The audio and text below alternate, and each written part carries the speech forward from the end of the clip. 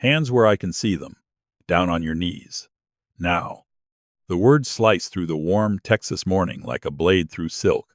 Officer Marcus Webb's voice carries the kind of authority that's been rehearsed in front of bathroom mirrors, practiced until it becomes second nature, the kind that's meant to make grown men tremble. His service weapon is drawn, locked, loaded. The barrel aimed directly at the chest of a man whose only crime this morning was breathing, while black in the wrong neighborhood. The man standing 15 feet away doesn't move the way Webb expects. There's no panic, no stammering apologies, no desperate explanations. Instead, there's something in his eyes that Webb has never encountered in 10 years of policing, a stillness that runs deeper than fear, sharper than defiance. It's the kind of calm that comes from staring down actual danger and living to tell about it. This is Colonel David Monroe, 6 feet 2 inches of disciplined muscle and hard-earned scars. A decorated Army Ranger who's led men through firefights in Kandahar and covert operations in places the Pentagon won't acknowledge for another 30 years. The sweat on his dark skin is from his morning 5-mile run, not from fear. His breathing is controlled, measured. His pulse barely elevated.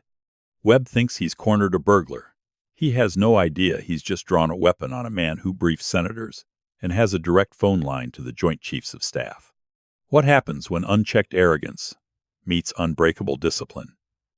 When a badge becomes a weapon in the hands of a coward, and the victim refuses to be broken? Before we go deeper into this case, take a second and hit that subscribe button. Give this video a like, and let us know where you're watching from. I'm curious to know how far these stories travel. The sun climbs over Pine Ridge Estates like it owns the place. Golden light spills across pristine asphalt, catches the morning dew on lawns that cost more to maintain than most people's annual salaries, bounces off the gleaming paint of BMWs and Teslas tucked behind wrought iron gates. The air itself seems expensive here. A carefully engineered blend of fresh-cut Bermuda grass, imported rose bushes, and the faint chlorine tang from infinity pools hidden behind privacy hedges. This is the American dream, packaged and sold to those who can afford the asking price. $3 million gets you the gate code. $4 million buys you a view of the private lake. $5 million, and you're on the same street as a retired tech CEO and a federal appeals court judge. For Colonel David Monroe, this place represents something else entirely.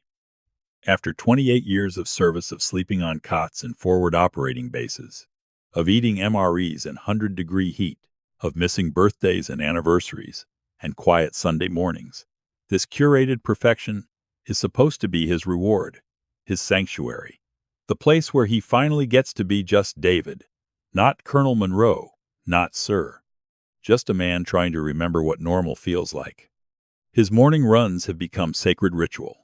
5 miles, same route, same time, 0545 hours. Before the neighborhood wakes up, before the landscaping crews arrive in their silent electric trucks, before anyone's watching, he wears simple gear. Gray athletic shorts, a black moisture-wicking shirt that clings to his powerful frame, running shoes that have logged miles on 3 continents. No watch, no phone, no ID. Nothing but a single key card tucked into his waistband that opens the gate to his new home, a place his wife, Elena, calls their forever house. At 46, his body is a testament to decades of uncompromising discipline. Lean, corded muscle built in the crucible of Ranger selection and maintained through a lifetime of 4 a.m. workouts. His stride is economical, almost mechanical in its efficiency. Every step measured, every breath controlled. He runs like a man who's had to cover ground while carrying 100 pounds of gear and ammunition, because that's exactly what he's done. He is unarmed, completely, utterly unarmed. He has no badge, no weapon, no authority here, except what he's earned through blood and sacrifice in service to his country. And in this moment, running through a neighborhood he's paid a fortune to call home, he is simply a black man in motion. The route takes him past houses that look like they belong in architecture magazines, Tudor mansions, Spanish villas, modern glass boxes that seem to float above their manicured lots.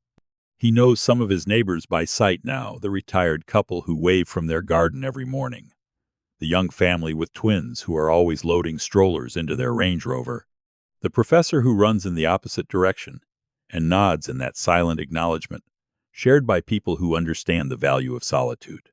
He rounds the corner onto Magnolia Drive, the neighborhood's main artery, where the houses sit even farther back from the street, protected by elaborate security systems and strategically planted oak trees. His legs burn in that familiar, satisfying way.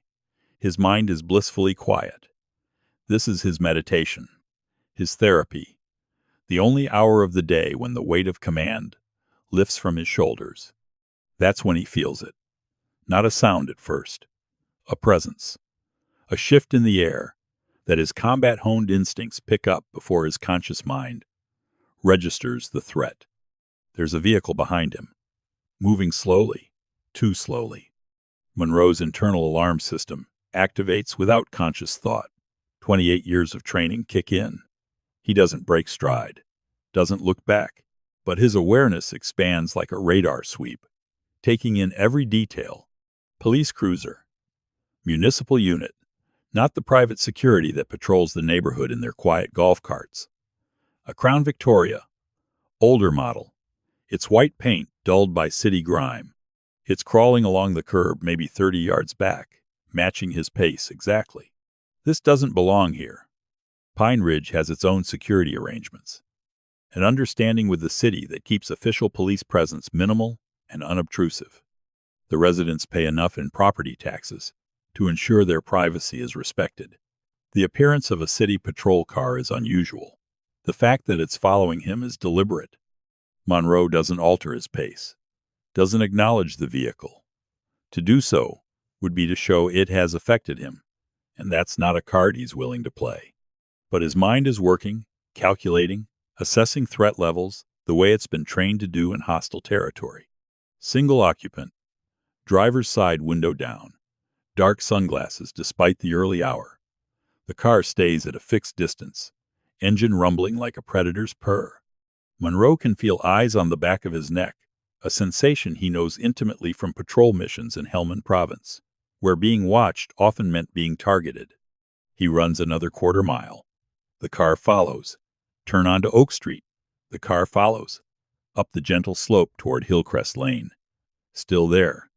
This isn't a patrol. This is a tale. This is a choice being made, second by second, by whoever's behind that wheel. Monroe makes a decision. He will not be hunted on his own street. He slows, coming to a stop at the entrance to his own driveway. His home, a beautiful 3-story colonial, with white columns and a circular drive, stands behind him, like a silent witness. He turns, facing the cruiser, directly, and waits. The challenge is unspoken but unmistakable. Your move.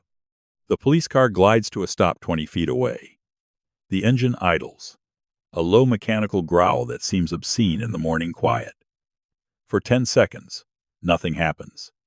The tinted windshield reveals nothing. Monroe can feel his heart rate steady at 65 beats per minute, can taste the metallic edge of adrenaline beginning to flood his system, can sense his body shifting into a different mode, one he thought he'd left behind in Afghanistan. The driver's door opens. Out steps Officer Marcus Webb. Webb is everything Monroe expected, and nothing surprising. Mid-30s, 6 feet tall, the kind of build that comes from a gym membership and protein shakes rather than real physical labor. His uniform is crisp, his boots polished to a high shine.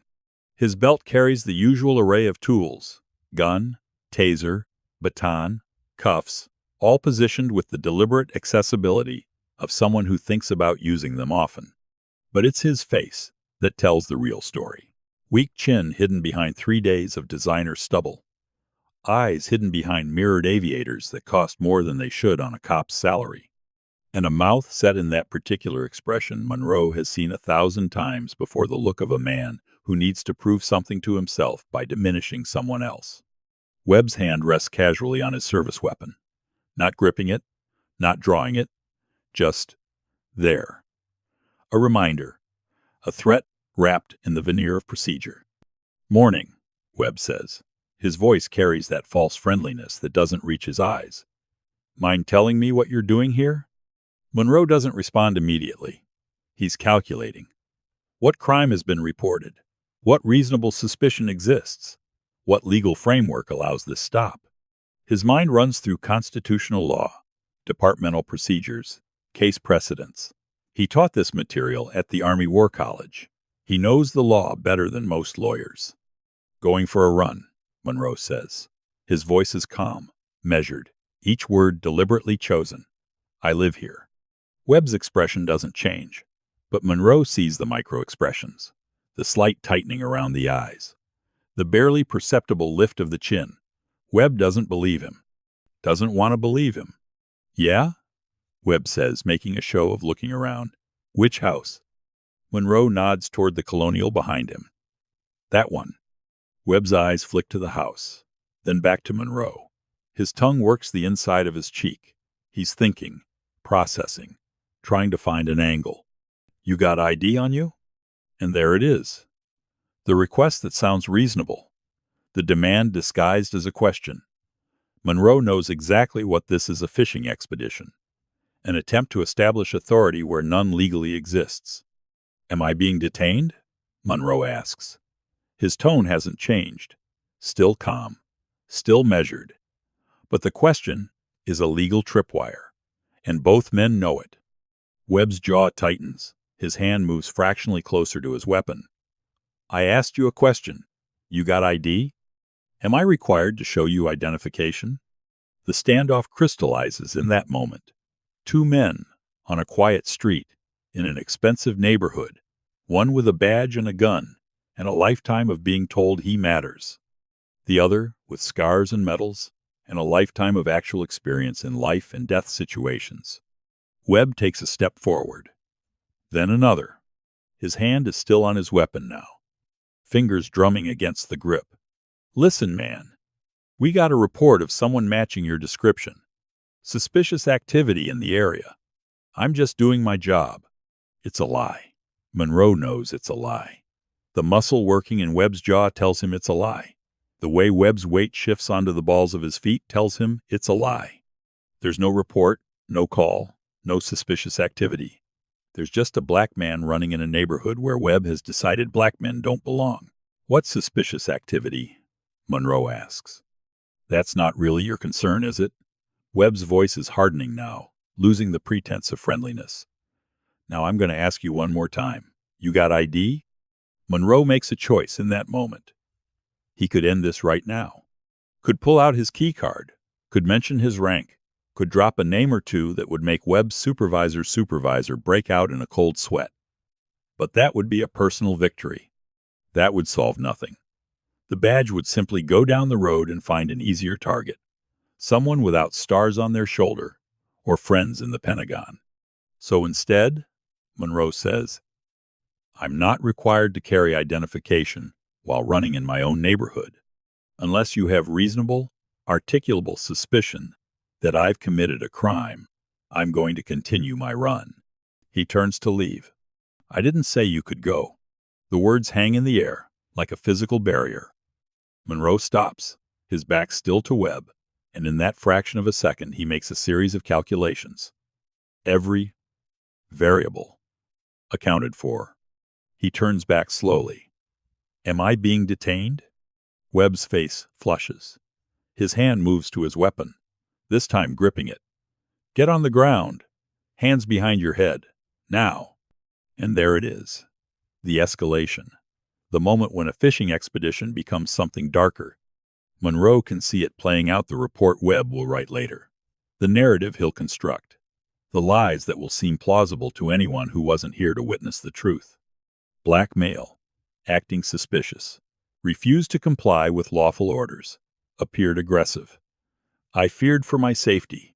It's a script Monroe has heard before.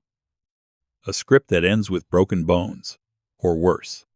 A script written in the blood of men who looked like him, who had the audacity to believe that the Constitution applies to everyone equally. But Monroe is not like the others who've been caught in this trap. He has resources, connections, witnesses, and most importantly, he has discipline the kind forged in crucibles that would break lesser men. So he kneels. Slowly, deliberately, hands laced behind his head, eyes never leaving Webb's face.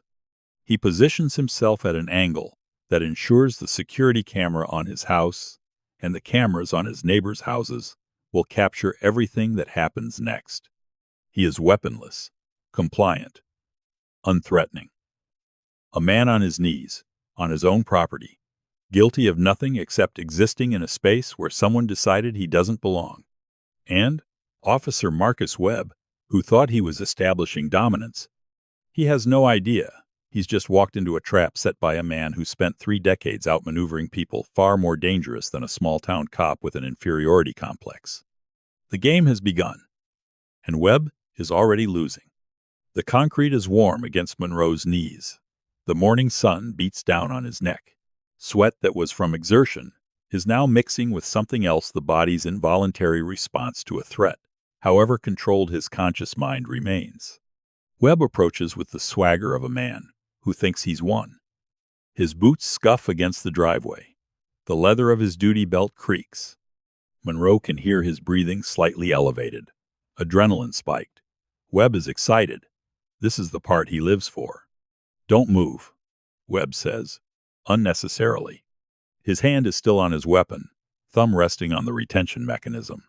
"You got anything on you I should know about? Any weapons? Drugs? Needles?" Monroe's voice is perfectly level. "No." "Yeah, we'll see about that." Webb moves behind him. Monroe can feel his presence, can track his position by sound alone. This is the dangerous moment. When Webb puts hands on him, when the situation can spiral from a civil rights violation into something that requires an emergency room. Monroe has trained thousands of soldiers in de-escalation, has negotiated with village elders while automatic weapons were pointed at his head, has talked down armed insurgents with nothing but his voice and his complete lack of fear. But this is different. This is America, his country, his home. And he is on his knees because of the color of his skin. Webb's hand lands on Monroe's shoulder, fingers digging in with unnecessary force. "Stay still." The pat-down is aggressive, invasive, designed to humiliate. Webb's hands move across Monroe's back, down his sides, along his waistband, searching for something that isn't there, looking for an excuse that doesn't exist. Monroe closes his eyes, breathes. In Afghanistan, he meditated in a foxhole while mortar rounds fell 200 yards away. He can endure this. What's this? Webb's fingers have found the key card tucked into Monroe's waistband. "Entry card for the neighborhood gate," Monroe says. Webb yanks it out, studies it. Monroe can hear the confusion in the silence. The card has Monroe's name embossed on it, has his house number, has the Pine Ridge security logo. It's legitimate, undeniable proof that Monroe belongs here. For a moment, there's a chance, a slim possibility that Webb will realize his mistake, will mumble an apology, will retreat with whatever dignity he can salvage. The evidence is right there in his hand. But men like Webb don't admit mistakes. They double down. "Where'd you get this?" Webb demands. "From the Homeowners Association. I live here." "Yeah? Prove it." And there's the trap within the trap. Because Monroe can prove it, can provide documentation, tax records, mortgage papers, utility bills, military orders showing his permanent duty station changed to Fort Houston, 40 miles east. But to do so would be to accept the premise that he needs to prove his right to exist in his own neighborhood, would be to validate the entire illegal detention. "I don't have to prove anything to you," Monroe says quietly. "You're conducting an illegal stop. You have no reasonable suspicion, no probable cause, no legal authority to detain me." He can feel Webb's rage building, can sense it in the way the man's breathing changes, in the sudden stillness that precedes violence. "What'd you say to me?" Webb's voice has dropped an octave, lost all pretense of professionalism. Monroe has trained for this exact scenario. has run these simulations in his head countless times since the day he put on his first Army uniform. He knows every word matters now. Every syllable is potential evidence. I said you're violating my Fourth Amendment rights. This is an unlawful detention. I'm respectfully asking to be allowed to leave. Perfect. Calm. Documented by the camera he knows is recording from his neighbor's house. Mrs. Chen, the retired attorney 3 doors down, has a security system that covers half the street. Monroe has seen it, has mentally cataloged it for exactly this kind of moment. Webb grabs Monroe's shoulder, yanking him backward. Monroe allows himself to fall, maintaining the posture of complete compliance even as his body hits the driveway. He doesn't resist, doesn't fight back, just lies there, hands still laced behind his head, absorbing the injustice. You think you're smart? Webb is above him now, his voice ragged with fury. You think you know the law? I am the law here. You understand? I say what's legal and what's not. And there it is. The admission. The thing that will echo in a courtroom months from now. I am the law. Webb's hand goes to his weapon. Draws it. The Glock 19 emerges from its holster, with a whisper of polymer against leather. The safety clicks off a sound Monroe knows intimately, having qualified expert with every service weapon in the U.S. Military arsenal. The barrel is 3 feet from Monroe's face. Close enough that he can see down the dark tunnel of the muzzle.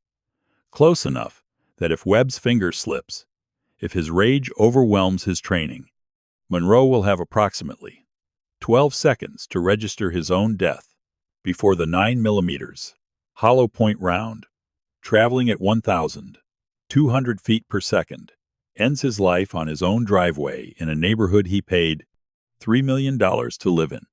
Monroe has had guns pointed at him before, has had actual enemies, men who genuinely wanted him dead for legitimate military reasons, draw down on him in firefights and ambushes. Those moments carried a certain dark purity. This is different. This is American soil. This is supposed to be safe.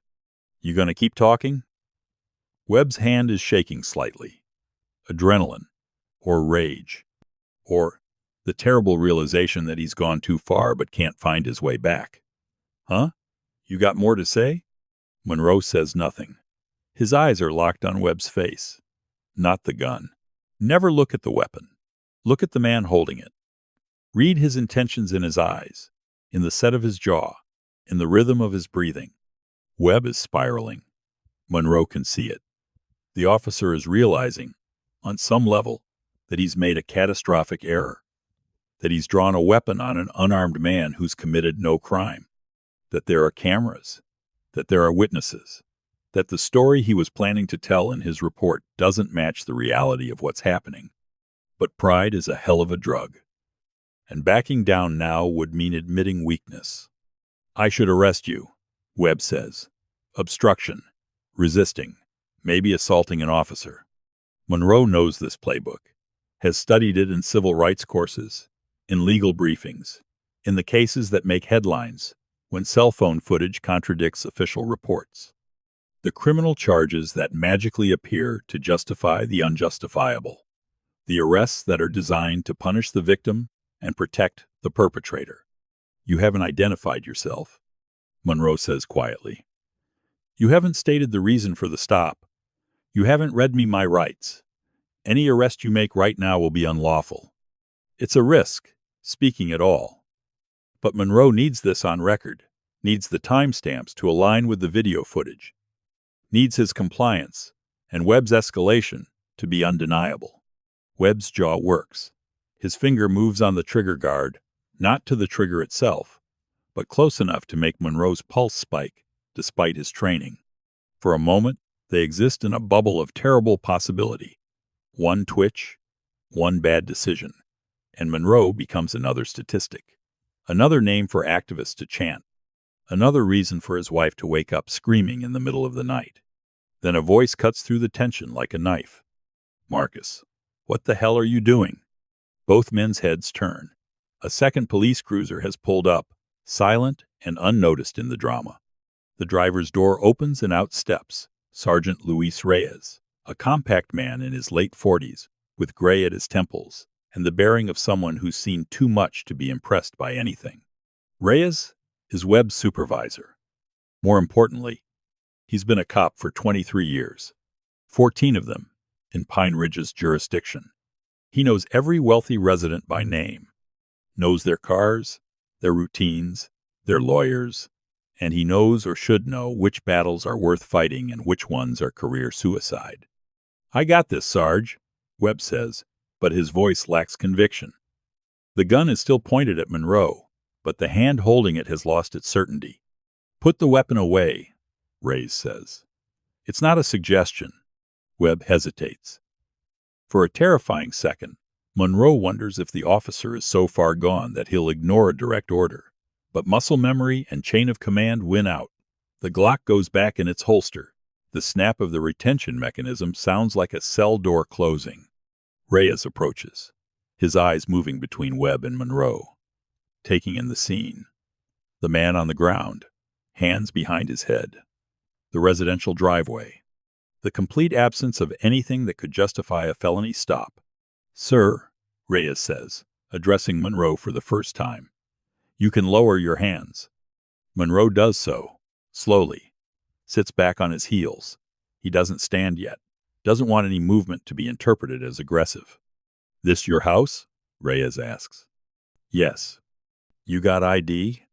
Before we continue, take a second and share your thoughts so far on this story below. I read every single one. Monroe reaches into his waistband slowly, pulls out the keycard Webb had examined earlier, hands it to Reyes. The sergeant studies it. His expression doesn't change, but something shifts in his posture, a slight stiffening, a recognition of how badly this has gone wrong. "Colonel Monroe," Reyes reads from the card. His eyes lift to Monroe's face. "Active duty?" "Retired as of 3 months ago," Monroe says. "I report to Fort Houston for reserve duty twice a month." The silence that follows is thick with implications. Reyes is doing the math. Retired, colonel, Army, homeowner in one of the most expensive neighborhoods in the city. And his subordinate just held this man at gunpoint in his own driveway for the crime of being black while jogging.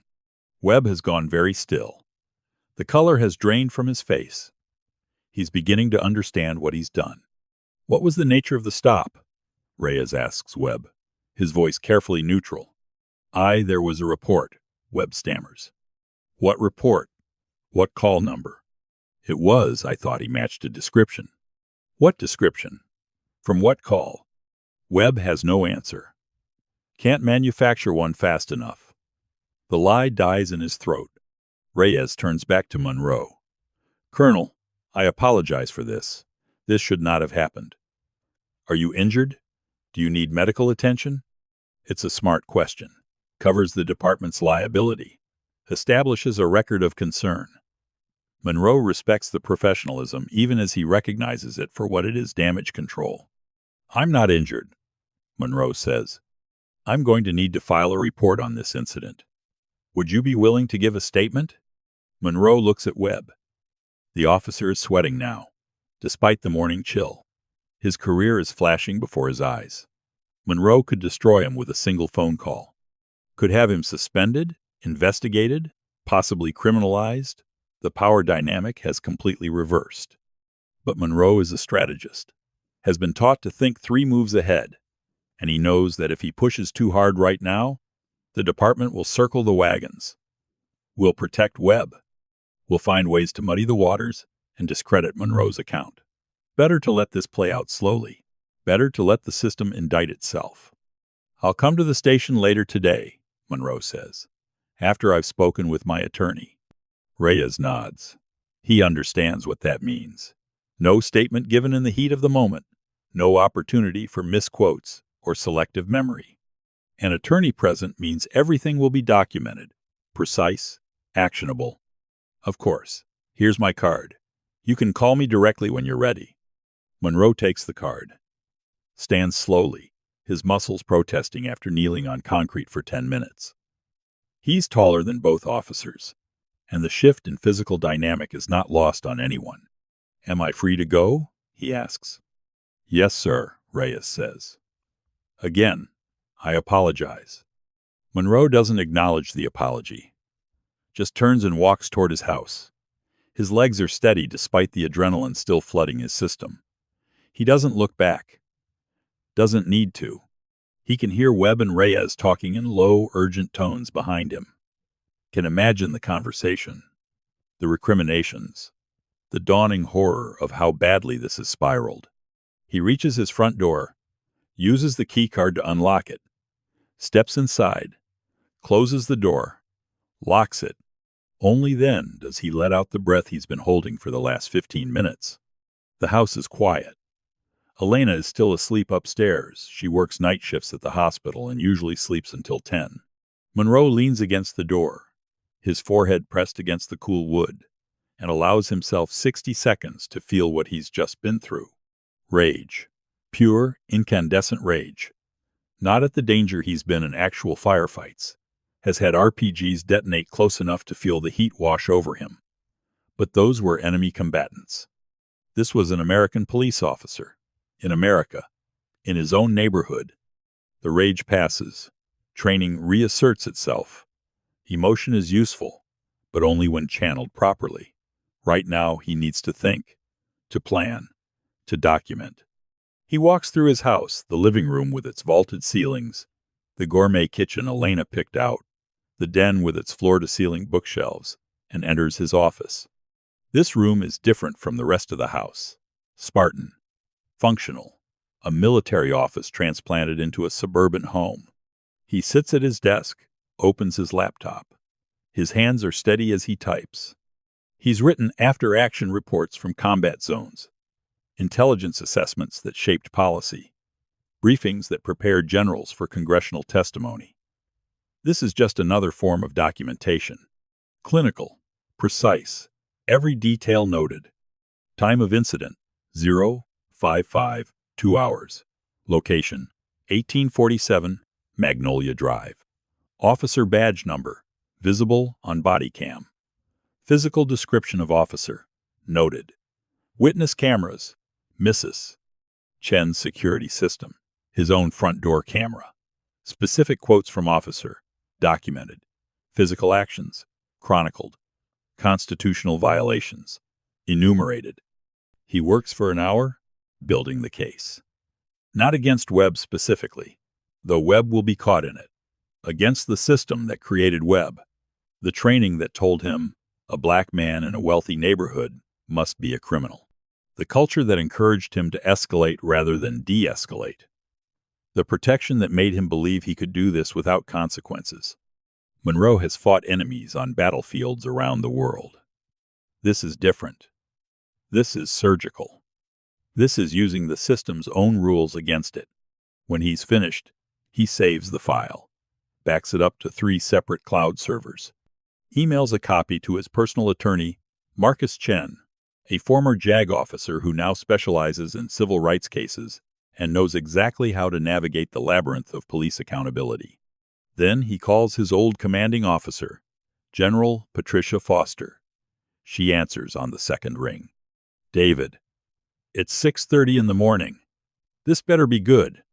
Ma'am, I need a favor." He explains the situation. Concise, factual, no embellishment needed. When he's done, there's a long silence on the other end. "Jesus Christ, David." "Yes, ma'am. You want me to make some calls? I know the mayor. The police commissioner is a West Point graduate. I can have Webb's badge by end of business today." "No, ma'am. I need this to play out properly. By the book. But I need insurance. I need to make sure the department doesn't bury this." "What do you need?" "A paper trail. Someone from JAG to make an official inquiry. Nothing aggressive. Just enough to put the department on notice that this is being watched at a level they can't ignore. Consider it done. I'll have someone from the Pentagon's legal office send a letter to the chief. Professional courtesy inquiry. It'll scare the hell out of them without tipping our hand." "Thank you, ma'am." "David?" Her voice softens. "Are you okay?" It's the question his wife will ask when she wakes up. The question his sister will ask when he tells her. The question that matters more than tactics or strategy or justice. "I'm functional," he says, which is the most honest answer he can give. "That's not what I asked." Monroe looks out his office window. He can see the spot where he knelt. He can see the driveway, where a gun was pointed at his head. He can see the street, where he's supposed to feel safe. "No, ma'am," he says quietly. "I'm not okay." The Pine Ridge Police Department headquarters sits on a quiet street 2 miles from the neighborhood it serves. It's a modern building, all glass and steel and architectural ambition, built 5 years ago with bond money from the wealthy community that demanded premium police protection. The lobby features marble floors, leather furniture, and a custom-designed seal embedded in the tile that speaks to civic pride and municipal budget surplus. Captain Robert Hayes sits in his third-floor office, looking at the email that landed in his inbox at 7:47 a.m., and trying to figure out how his Monday morning went from routine to catastrophic in the span of 60 seconds. The email is from the Department of Defense, Office of General Counsel, Pentagon, Washington, D.C. It reads, in the carefully measured language of military legal professionals, that they are making an official inquiry regarding an incident involving one of their retired senior officers. The inquiry is described as preliminary and professional courtesy, but Hayes has been a cop for 31 years. He knows what those words really mean. We're watching. Don't even think about covering this up. The phone on his desk rings. It's the chief, Raymond Price, calling from his morning tea time at the country club. "Hayes, what the hell is going on? I just got a call from the mayor, who got a call from someone at the Pentagon." "The Pentagon, Hayes. Why is the Department of Defense interested in our jurisdiction?" Hayes explains what he knows, which isn't much. Sergeant Reyes called it in an hour ago. Officer Webb conducted a traffic stop. No, not a traffic stop. A pedestrian stop. No, there was no call justifying it. No, the subject wasn't suspected of any crime. Yes, a weapon was drawn. No, there was no immediate threat. And the subject? A retired Army colonel who lives in Pine Ridge Estates. The silence on the other end of the line is the sound of a man's golf game being ruined. "Get me everything," Price says. "Incident reports, body cam footage, witness statements. I want it on my desk in 2 hours. And Hayes, tell Webb not to talk to anyone. Not his union rep, not his wife, nobody, until I figure out how deep in the shit we are." Hayes hangs up and immediately calls Reyes. "Bring Webb in, now, and pull all the footage from his unit." 30 minutes later, Sergeant Reyes walks Officer Marcus Webb through the back entrance of the police station, avoiding the front lobby and the cameras that sometimes loiter there. Webb looks like he's aged 5 years since the morning. His uniform is rumpled. His eyes are bloodshot. He keeps clearing his throat like there's something stuck there he can't dislodge. They go directly to an interview room, not the soft interrogation rooms used for witnesses and victims, with their comfortable chairs and coffee machines. One of the hard rooms, concrete block walls, bolted down furniture. The kind of space designed to make people uncomfortable enough to tell the truth. Captain Hayes is already there, along with Lieutenant Sarah Morrison from Internal Affairs. Morrison is a woman in her early 50s, built like a long-distance runner, with steel gray hair pulled back in a severe bun, and eyes that have seen every lie a cop can tell. "Sit," Hayes says. Webb sits. His hands are trembling slightly.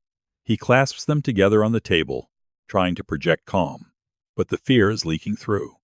"Walk me through this morning," Hayes says. "Start to finish. Everything." Webb has clearly been rehearsing his story on the drive over. It comes out practiced, almost scripted. He was on routine patrol. Noticed an individual acting suspiciously in the Pine Ridge area. Individual matched the description of a suspect from a burglary call. No, wait, a suspicious person call. From last week. Or maybe it was 2 weeks ago. He can't quite remember the details. He made contact with the individual. Asked for identification. Individual became belligerent. Refused to comply. made threatening movements. Webb feared for his safety and drew his weapon as a precautionary measure. Then Sergeant Reyes arrived, and the situation was de-escalated. It's a decent story, hits all the right notes. Reasonable suspicion, officer safety, compliance issues. The kind of narrative that usually gets rubber-stamped and filed away. Except Morrison has already watched the body cam footage. She slides a tablet across the table, presses play. The video starts automatically, and suddenly, the room is filled with the morning's events from Webb's perspective. The dashboard view of Monroe running, the slow pursuit, the confrontation, and most damning of all, Webb's own words captured in crystal clarity. I am the law here. I say what's legal and what's not. Webb's face goes white. He'd forgotten about the dash cam, had assumed hope that without his body camera activated, there'd be no audio record. But the cruiser's system had been recording the entire time. Every word, every threat, every constitutional violation documented in high-definition audio. Hayes stops the video, looks at Webb. You want to try that again? I can explain. No, Morrison interrupts. You can't. There's no explanation for what we just watched. You conducted an illegal stop. You drew your weapon on an unarmed man who posed no threat. You made statements that demonstrate clear bias and abuse of authority. And then you lied about it in this room 30 seconds ago.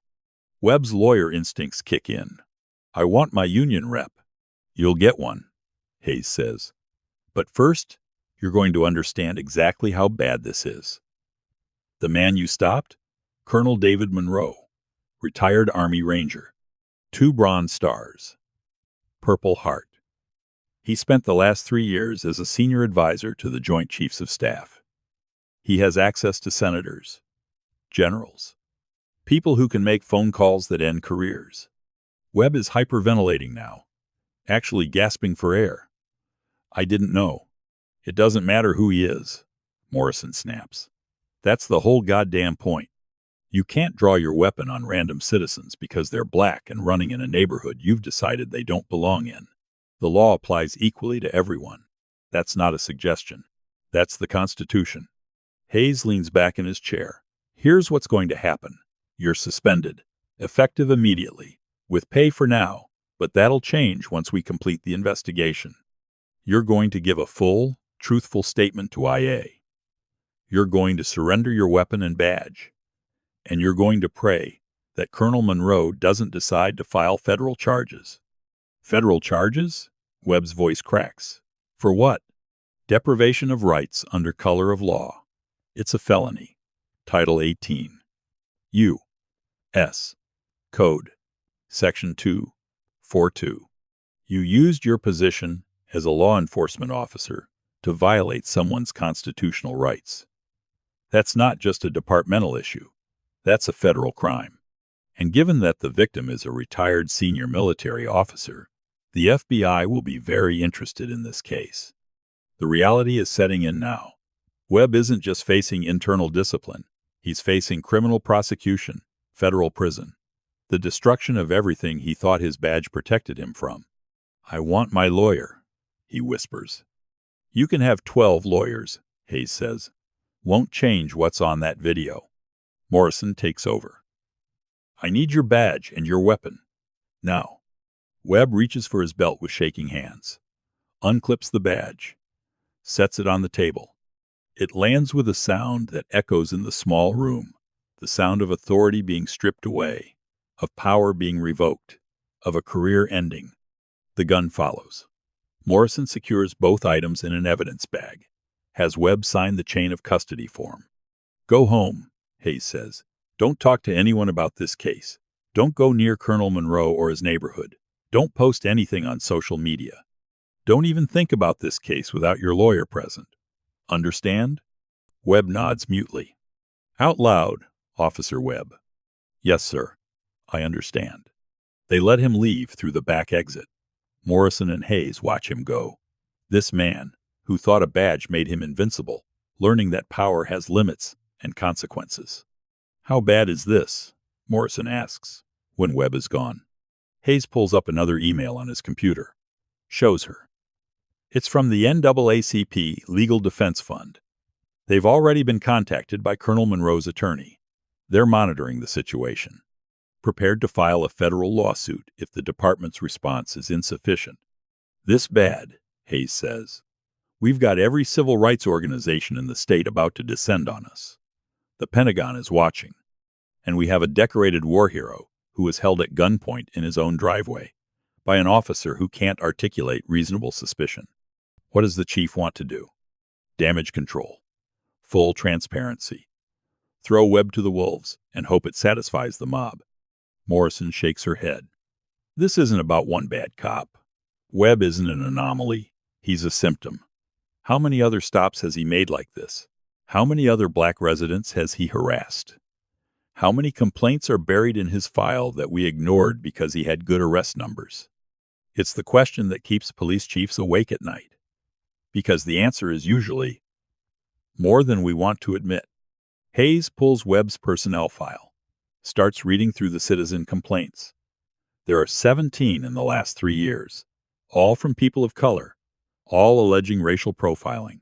All were investigated by supervising officers and found to be unfounded or not sustained. Jesus Christ, Hayes mutters. We created him. We knew what he was, and we let it continue. So, what do? We do our jobs. Full investigation, complete transparency, and we accept that this is going to hurt. Meanwhile, across town, Colonel David Monroe sits in the conference room of Marcus Chen's law office, watching the same body cam footage on a larger screen. Chen, his attorney, has already watched it 3 times. Each viewing makes him angrier. This is textbook deprivation of rights, Chen says. We have him dead to rights. Criminal charges, civil lawsuit. We can make examples of both Webb and the department. Monroe is silent. He's been silent for most of the meeting, listening to Chen outline their options. Federal charges that could send Webb to prison for years. Civil suit that could cost the city millions. Media strategy that would make this a national story. What do you want to do? Chen asks. It's the right question, because this isn't just about legal options. It's about what justice looks like, what change looks like, what victory means when you've spent your life serving a country that sometimes forgets you're a citizen too. I want accountability, Monroe says finally. Real accountability. Not just Webb losing his job. I want to know how many others he's done this to. I want the department's policies examined. I want training reformed. I want this to mean something. Before we go deeper, I would love to hear your point of view. Tell me what part hit you the hardest in the story, and share your thoughts in the comments. Chen nods. That's ambitious. That's institutional change. That takes time. I've got time.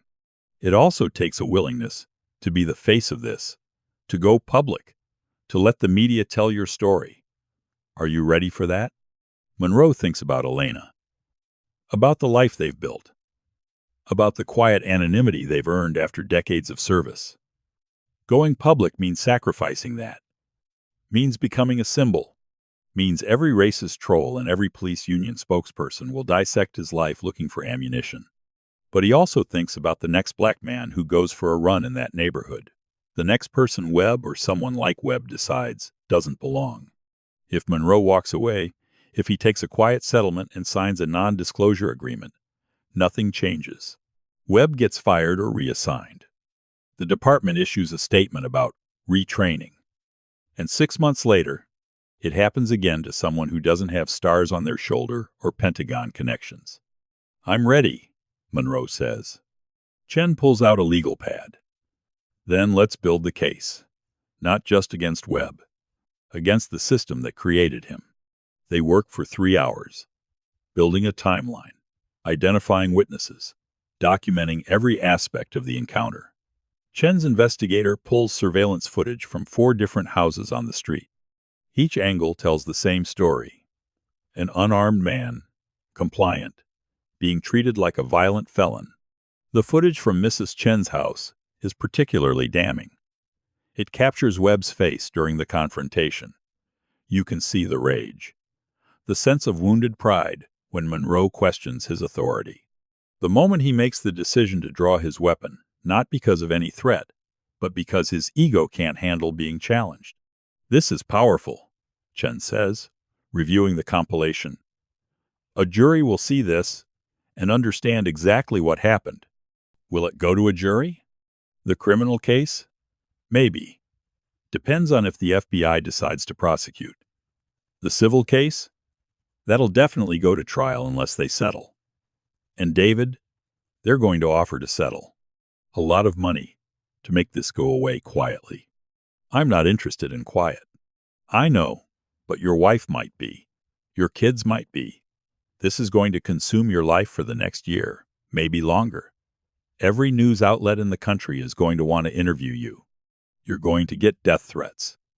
People are going to dig into your past looking for anything they can use against you. Are you prepared for that? Monroe has been shot at by professionals, has had prices put on his head by terrorist organizations, has faced dangers that would break most people. But this is different. This is American civilian life, where the weapons are lawsuits and public opinion and trial by media. I spent 28 years defending this country, he says. Now I'm going to defend the principles it's supposed to stand for. Chen closes his laptop. Then, let's get to work. The story breaks on a Wednesday afternoon. Local news. First, a 30-second segment about an officer being placed on administrative leave following an incident in Pine Ridge Estates. The report is carefully worded, legally vetted, revealing almost nothing. But it's enough. By Thursday morning, it's on CNN. A retired Army colonel held at gunpoint while jogging in his own neighborhood. The cable news cycle devours it. Talking heads debate. Experts weigh in. The video released by Monroe's attorney with Monroe's permission goes viral. 20 million views in 12 hours. The comments section becomes a battlefield. Supporters praising Monroe's composure. Detractors questioning why he didn't just show his ID. The inevitable voices claiming the whole thing is staged, that Monroe was looking for trouble, that he should have been more cooperative. And then there are the other voices, black men and women sharing their own stories. The time they were stopped while walking in their own neighborhood. The time they were asked to prove they lived in their own house. The time they were followed by security in stores they could afford to buy outright. The story resonates because it's familiar. Because for every David Monroe with cameras and attorneys and Pentagon connections, there are 100 others who face the same treatment with no witnesses, no recourse, no voice. Monroe watches the coverage from his home office. Elena sits beside him, her hand on his shoulder. She's been a nurse for 23 years, has seen gunshot wounds and domestic violence and every flavor of human cruelty. But watching her husband on national television, watching him explain in calm, measured tones how he felt when a gun was pointed at his head on their driveway, it breaks something in her. You don't have to do this, she says. We can take the settlement. We can move. Start over somewhere else. Monroe looks at her, sees the fear in her eyes. The fear that's been there since the day he left for his first deployment and has never fully gone away. The fear that one day, the knock on the door will come with news that ends their life together. If not me, then who? He asks. If not now, then when? She doesn't have an answer, because she knows he's right. Knows that his rank and his service and his connections give him a platform others don't have. Knows that walking away would haunt him more than fighting ever could. Just promise me you'll be safe, she says. He can't promise that. Safety isn't guaranteed. Not anymore. Not when your face is on national television and you're challenging a system that many people have a vested interest in protecting. But he promises to be careful. Promises to let his attorneys handle the public statements. Promises that he won't take unnecessary risks. It's the best he can offer. The best she can accept. The Pine Ridge Police Department, meanwhile, is in full crisis mode. Chief Price has called an emergency meeting of his command staff. The room is crowded with lieutenants, captains, the head of the union, and the city attorney, a sharp woman named Jennifer Walsh, who's already drafting statements for the inevitable lawsuits. Let me be very clear, Price says. This is not going away. This is not something we can spin or minimize. We have a decorated war hero on national television explaining how one of our officers violated his civil rights. We have video evidence that supports every word of his account, and we have the entire country watching to see how we respond. Webb's already been suspended, Captain Hayes points out. We've opened a full investigation. What more can we do? We can fire him, Walsh says. Immediately, before this drags out and makes us look like we're protecting him. We can't fire him without due process, the union rep objects. He has rights, contract provisions. We fire him now, he'll sue, and probably win. Let him sue, Walsh counters. It'll be cheaper than what Colonel Monroe's lawsuit is going to cost us, and it sends a message that we take this seriously. Price holds up a hand. Before we make any personnel decisions, I want the full IA investigation completed.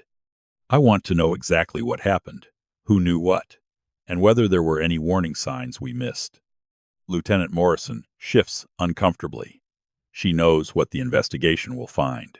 17 citizen complaints, patterns of behavior, supervisors who signed off on questionable stops because Webb had good numbers, a culture that valued arrests over civil rights. Chief, she says carefully, the investigation is going to raise uncomfortable questions about our training, our supervision, and our complaint review process. Then we answer those questions, Price says, honestly, transparently, because if we don't, Colonel Monroe's attorneys will do it for us in open court. The meeting breaks up with assignments. Morrison will lead the IA investigation.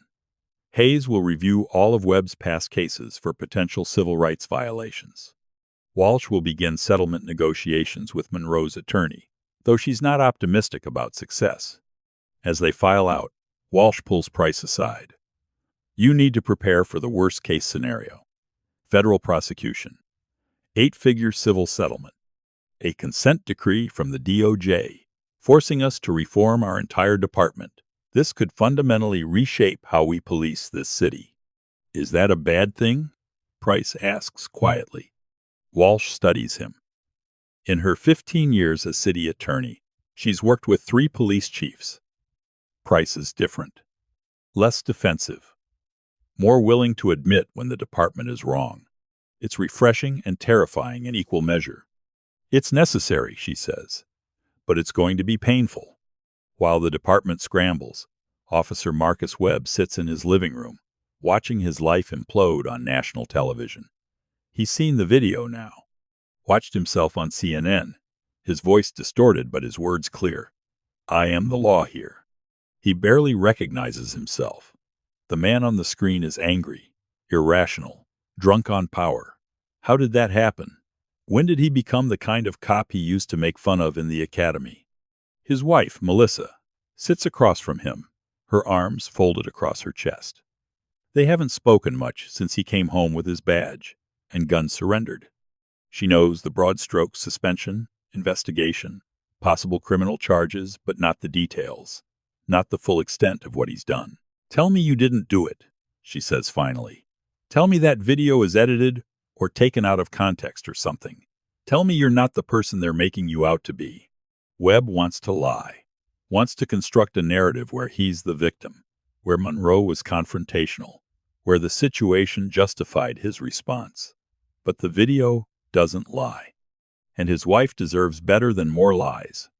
I thought he was a criminal, Webb says quietly. I saw a black guy running through Pine Ridge, and I assumed. You assumed what?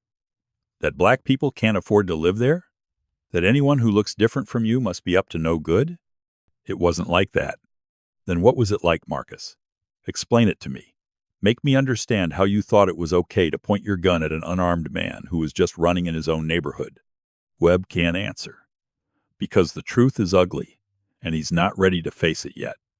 The truth is that he did make assumptions based on race, did let his prejudices override his training, did escalate a nothing situation into a constitutional crisis because his ego couldn't handle being questioned. "I need you to leave," Melissa says. "What?" "I need you to pack a bag and stay somewhere else for a while. I need space to think about whether this marriage can survive what you've done." Webb wants to argue, wants to plead, but he sees the look in her eyes and knows there's no point. He's lost her respect, maybe permanently, maybe deservedly. He packs a bag in silence, drives to a motel on the edge of town, checks into a room that smells like industrial cleaner and failure, lies on the bed and stares at the ceiling and wonders how his life came to this. His phone buzzes constantly, text messages from other officers, some supportive, some not, emails from attorneys offering to represent him, a voicemail from his union rep explaining the legal process ahead, and buried in the noise, a message from his father, a retired cop who walked the beat for 30 years without a single sustained complaint. "I taught you better than this," the message says. "Call me when you're ready to be honest about what you did." Webb deletes it. Can't face that conversation yet. Can't admit to his father that he's become everything they used to criticize about modern policing.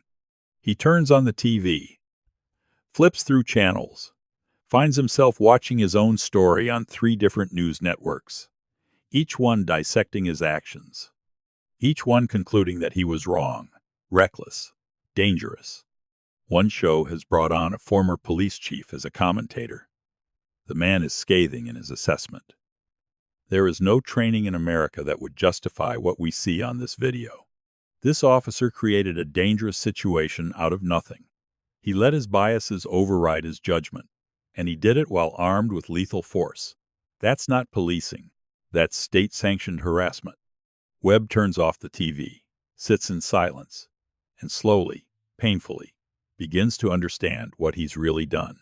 Not just to Monroe, not just to himself or his family, but to every cop who puts on a uniform and tries to do the job right, to every community member who's trying to trust law enforcement, to the very concept of equal justice under law.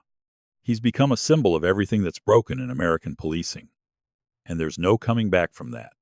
The FBI field office in Houston receives the referral on Friday morning. Special Agent Rebecca Torres, who heads the Civil Rights Division, reads through the preliminary report and immediately knows this is going to be a high-profile case.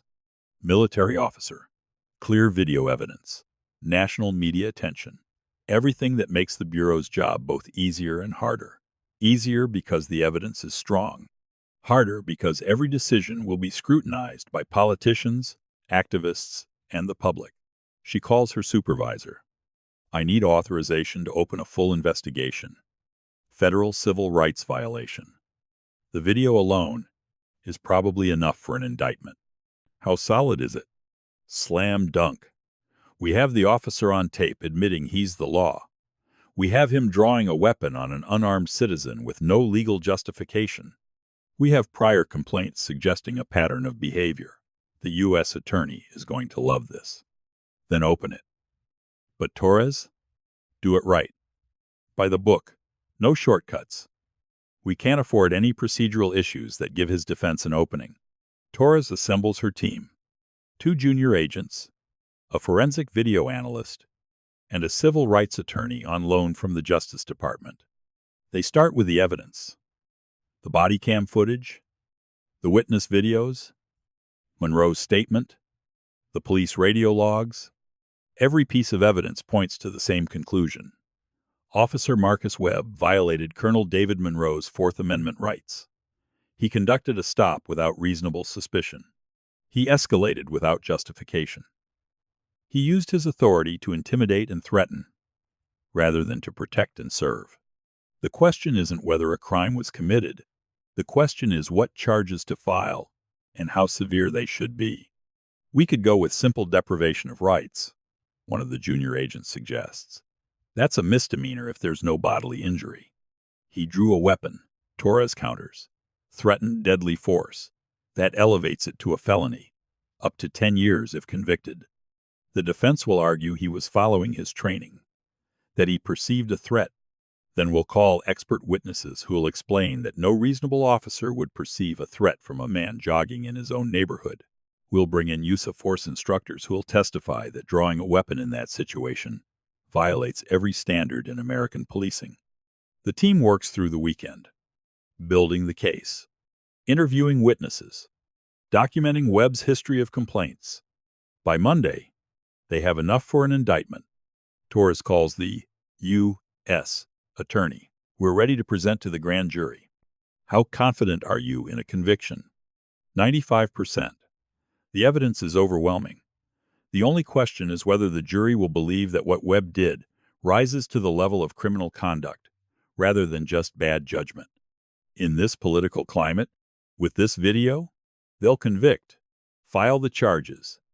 The indictment drops on a Tuesday morning. Federal charges against Marcus Webb. Deprivation of rights under color of law. A felony punishable by up to 10 years in federal prison. The news makes national headlines within minutes. CNN interrupts regular programming. Twitter explodes. The hashtag number, Justice for Monroe, trends worldwide. Monroe, watching from his home, feels a complicated mix of emotions. Relief that the system is working, at least in this instance. Sadness that it took his rank and connections to make it work. Anger that this is news at all.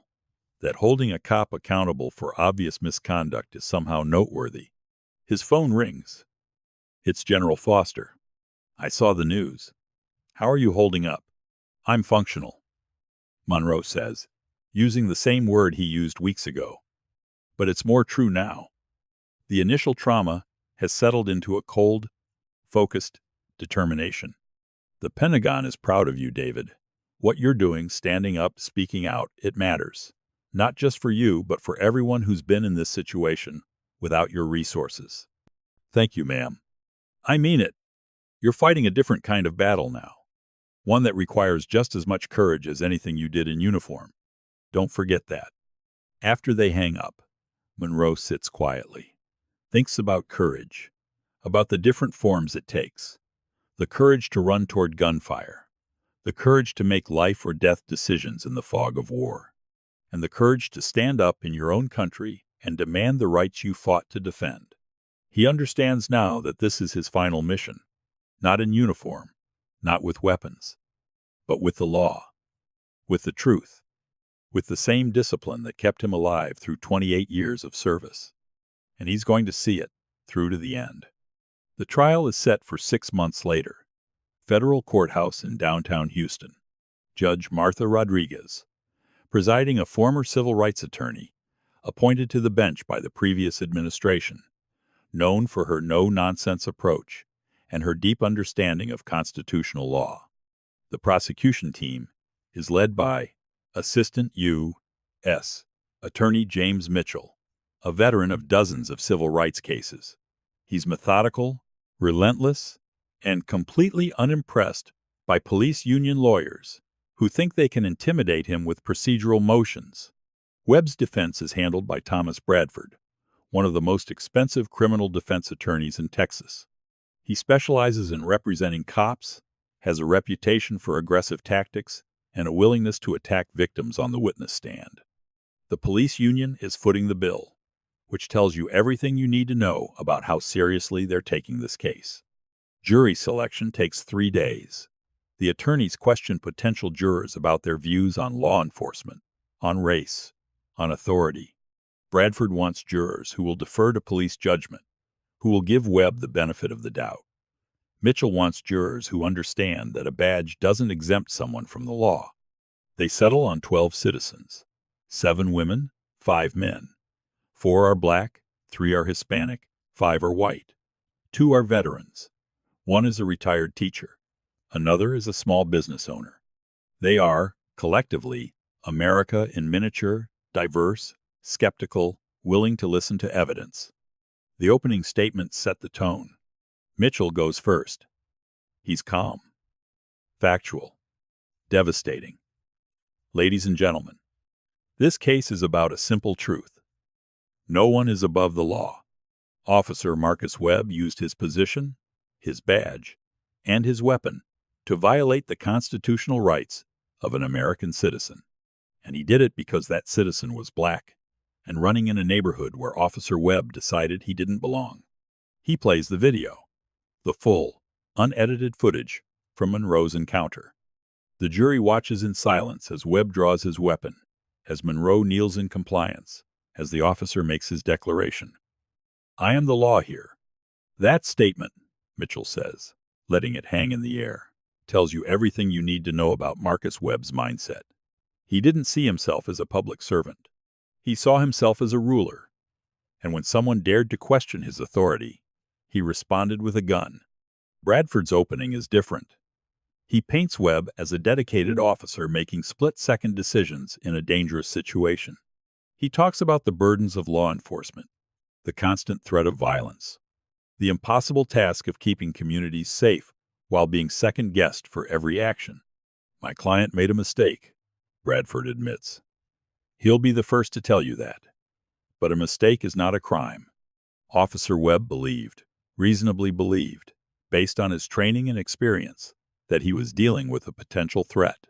He took the actions he thought necessary to protect himself and the community. That's not a civil rights violation. That's police work. It's a calculated strategy. Admit some culpability, but frame it as reasonable error rather than willful misconduct. Make the jury sympathize with the impossible position police officers face every day. Make them reluctant to criminalize what they might see as an honest mistake. The problem with Bradford's strategy is the evidence. The prosecution's case is devastating in its simplicity. They call Monroe to the stand first. He wears a dark suit, white shirt, conservative tie. He looks exactly like what he is, a senior military officer, disciplined and precise. Mitchell walks him through his background: West Point graduate, Ranger School, multiple combat deployments, senior advisor to the Joint Chiefs. Then, through that morning, the run, the encounter, the weapon pointed at his head. Monroe's testimony is measured, factual, emotionless. He doesn't embellish, doesn't speculate about Webb's motives, just presents the facts in chronological order, the way he's been trained to deliver briefings to generals and politicians. Bradford tries to shake him on cross-examination, suggests that Monroe was confrontational, that he could have de-escalated by simply showing ID, that his military training made him appear threatening. "Colonel Monroe, isn't it true that you could have ended this entire situation by simply being cooperative?" Monroe looks at Bradford for a long moment. "I was cooperative. I complied with every lawful order. What I did not do was submit to an illegal detention. The Constitution doesn't require me to prove my innocence when I've committed no crime. But you refused to show identification. I had no legal obligation to show identification. I wasn't driving. I wasn't suspected of a crime. Officer Webb had no reasonable suspicion to justify the stop. Showing ID would have been submitting to an unlawful search of my person. You're a military man, Colonel.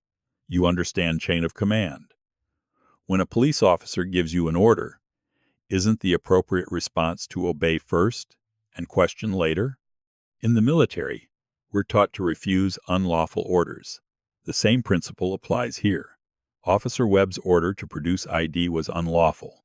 His order to get on the ground was unlawful. His decision to draw his weapon was unlawful. I complied to avoid being shot, not because I believed his orders were legitimate. It's devastating testimony. Calm, rational, legally sound. Bradford can't land a blow. Every attempt to paint Monroe as uncooperative or confrontational bounces off his composed testimony like bullets off armor. The prosecution calls other witnesses. Sergeant Reyes, who testifies about arriving on scene and immediately recognizing that the stop was unjustified. Captain Hayes, who admits that reviewing Webb's complaint history revealed a pattern of racially biased stops that the department failed to address.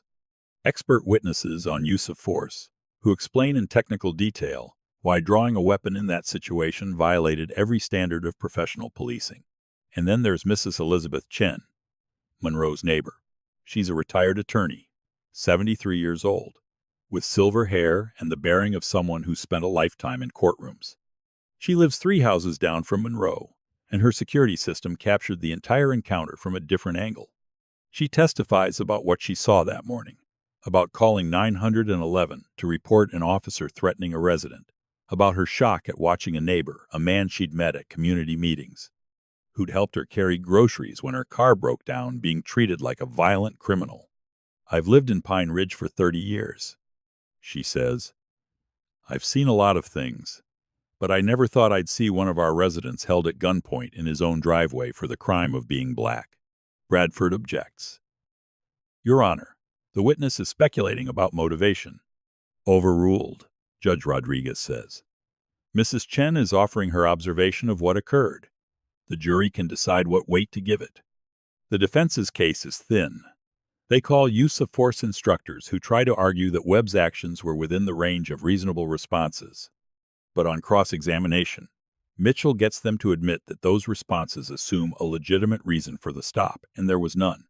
They call character witnesses who testify that Webb is a good cop, a family man, someone who joined the force to help his community. But Mitchell counters by introducing the 17 citizen complaints, forcing each witness to admit they weren't aware of Webb's pattern of behavior. Bradford makes the strategic decision not to call Webb to testify. Can't risk putting him on the stand where Mitchell will eviscerate him with his own words from the video. So the defense rests without the jury ever hearing Webb's version of events in his own voice. The closing arguments are a study in contrast. Mitchell is surgical. The defense wants you to believe this was a mistake, a misunderstanding, an officer doing his best in a difficult situation. But the evidence tells a different story. This wasn't a mistake. It was a choice. Officer Webb chose to follow Colonel Monroe, chose to stop him without cause, chose to draw his weapon, and chose to violate his constitutional rights. He plays the video one more time. Lets Webb's own words condemn him. "I am the law here." Those 4 words tell you everything. Officer Webb didn't make a mistake. He revealed what he truly believed, that the badge gave him absolute authority, that he could do whatever he wanted to whoever he wanted, that he was above the law. Ladies and gentlemen, he was wrong, and you have the power to prove it. Bradford's closing is impassioned. He talks about the burden of proof, about reasonable doubt, about the difficulty of second-guessing split-second decisions made under pressure. He humanizes Webb, reminds the jury that police officers are people too, people who make mistakes without being criminals. My client acknowledges he handled the situation poorly. He wishes he'd made different choices. But wishing you'd done something differently doesn't make you a felon. It makes you human, and we don't send people to federal prison for being human. It's a decent argument, maybe even compelling, but it runs headlong into the evidence, which is unambiguous and damning. Judge Rodriguez gives her instructions, explains the law, defines reasonable suspicion, probable cause, deprivation of rights, tells the jury that their job is not to decide whether they like Monroe or Webb, but whether the evidence proves beyond a reasonable doubt that Webb willfully violated Monroe's constitutional rights. The jury deliberates for 6 hours, long enough to be thorough, short enough to suggest they're not deeply divided. When they return, the forewoman, a black woman in her 50s who works as a nurse, stands to deliver the verdict. On the charge of deprivation of rights under color of law, we find the defendant, Marcus Webb, guilty. The courtroom erupts. Supporters of Monroe cheer. Webb's family breaks down in tears. Bradford immediately files notice of appeal. Judge Rodriguez gavels for order. Webb sits motionless, his face ashen. His career is over. His freedom is forfeit. Everything he thought his badge protected him from has come crashing down. If you were in Colonel Monroe's position, facing what he faced, how would you have responded? Would you have handled it differently? Share your thoughts in the comments. Monroe, sitting in the gallery with Elena beside him, feels no triumph, just a deep, weary satisfaction that the system worked this time, that the evidence was strong enough, the jury courageous enough, the judge fair enough to deliver justice. But he also knows this is just one case, one officer, one victory, in a war that's far from over. Sentencing comes 6 weeks later. Judge Rodriguez has reviewed the presentencing report, the character letters, the victim impact statements. She's seen the analysis of Webb's past complaints, the pattern of behavior that the department ignored. Webb's attorney argues for leniency. First offense: no prior criminal record. A family to support. The stress and burdens of law enforcement work. The loss of his career is punishment enough. The prosecution argues for the statutory maximum. The abuse of power. The violation of public trust. The message that needs to be sent that constitutional rights matter, that badges don't exempt officers from accountability. Monroe has the opportunity to give a victim impact statement. He's written it carefully, consulted with Elena, revised it a dozen times. When his name is called, he stands and walks to the podium. Your Honor, I don't take pleasure in being here. I don't want to see Officer Webb destroyed. I want to see him held accountable. There's a difference. He speaks for 5 minutes. Talks about service, about the oath he took to defend the Constitution, about his belief that the same Constitution protects everyone equally. Talks about the fear he felt with a gun pointed at his head in his own driveway, about explaining to Elena why it happened, about the nightmares that still wake him some nights. But this isn't about me, he concludes. This is about the 17 other people who filed complaints against Officer Webb and were ignored. About the countless others who didn't file complaints because they didn't think anyone would listen. About every person of color in this country who's been stopped, questioned, harassed for the crime of existing in a space where someone decided they didn't belong. Officer Webb isn't the disease. He's a symptom. And until we treat the disease, until we reform how police are trained, supervised, held accountable, there will be more Officers Webb, more victims, more violations. The question before this court isn't just what punishment fits this crime. It's what message do we send about whether constitutional rights are real or merely theoretical. He sits down. The courtroom is silent. Judge Rodriguez takes a long moment before speaking. When she does, her voice is firm and clear. Mr. Webb, you took an oath to protect and serve.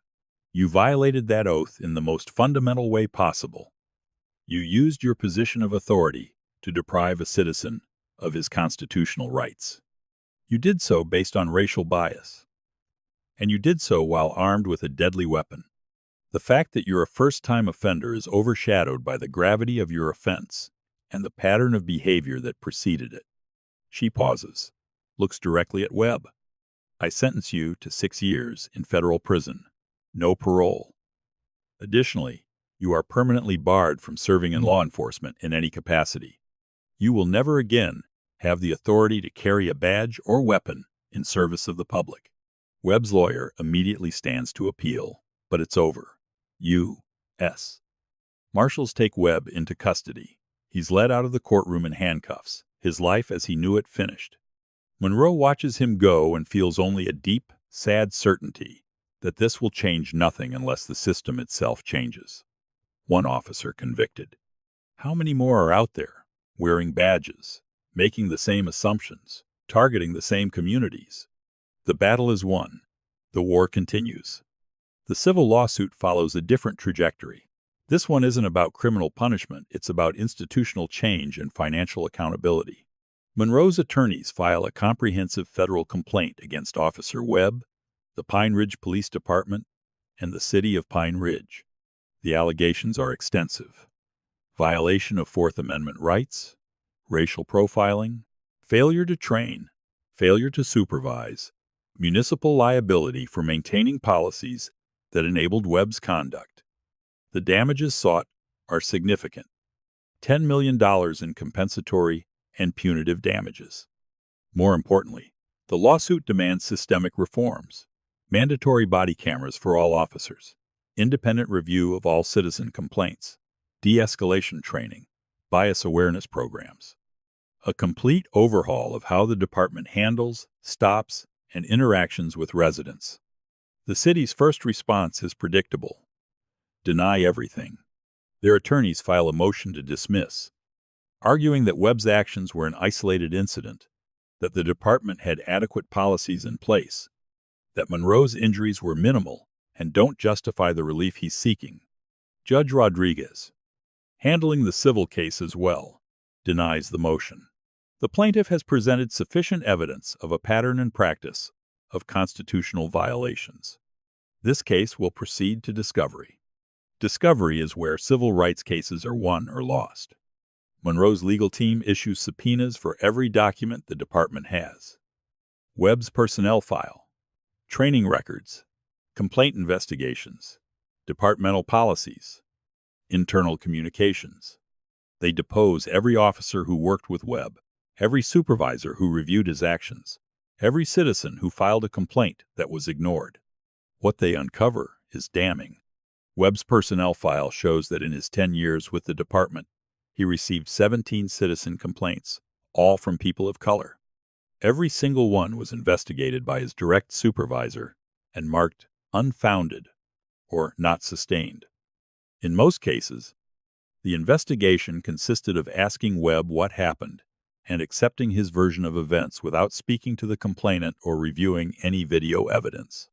The training records reveal that Webb attended exactly 0 hours of de-escalation training in the last 5 years.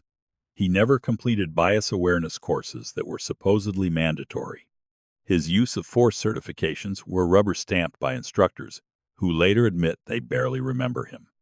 The departmental policies are a patchwork of outdated procedures and unenforceable guidelines. There's no clear protocol for when officers should activate body cameras. No mandatory reporting of weapon draws. No routine review of stops to identify potential racial profiling. And the internal communications, emails, and text messages between supervisors show a culture where complaints from those people, meaning minorities, were dismissed as harassment of officers doing their jobs, where high arrest numbers were praised without any scrutiny of whether those arrests were constitutional, where Webb's aggressive tactics were seen as a feature, not a bug. The depositions are worse. Captain Hayes, under oath, admits that he was aware of Webb's complaint history, but didn't consider it a problem because street cops get complaints all the time. When asked if he noticed that all 17 complaints came from people of color, he shifts uncomfortably and says he never looked at it that way. Former Police Chief Raymond Price, who was forced to resign after the incident, tries to defend the department's policies, but ends up impeaching himself. When Monroe's attorney asks him why the department didn't track stops by race, Price says it wasn't necessary. When asked why Webb's body camera was turned off during the incident, Price admits there was no policy requiring activation. When asked why 17 complaints resulted in 0 disciplinary actions, Price has no answer. The city attorney, watching this unfold in real time, knows they're in trouble. She recommends settlement. The city council meets in closed session. The discussion is heated. Some members want to fight on principle. They don't believe the city should pay millions because one officer made a bad call. Others see the writing on the wall. The evidence is overwhelming. The national attention is brutal. A jury trial would be a disaster. We're facing a $10 million verdict, Walsh tells them, plus attorney's fees, which are running into 7 figures already, plus the cost of implementing the reforms that a judge will order anyway if we lose. We can settle now for a fraction of that, with reforms we negotiate rather than have imposed on us. Or we can roll the dice and hope 12 citizens don't see what everyone else in America has seen on video. The council votes to settle, 7-2. The negotiations take weeks. Monroe's team pushes for maximum changes. The city tries to minimize commitments. Finally, they reach an agreement. The city will pay Monroe $5.5 million.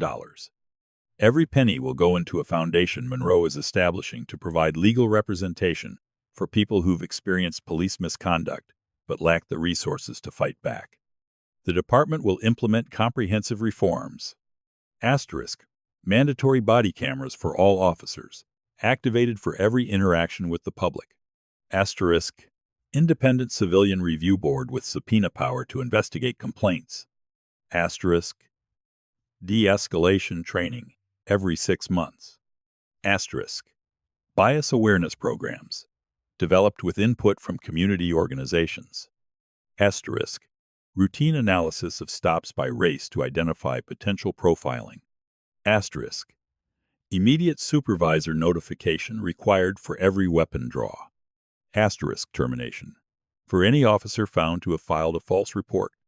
Additionally, the department will undergo 5 years of monitoring by an independent consultant who will report quarterly on implementation of the reforms.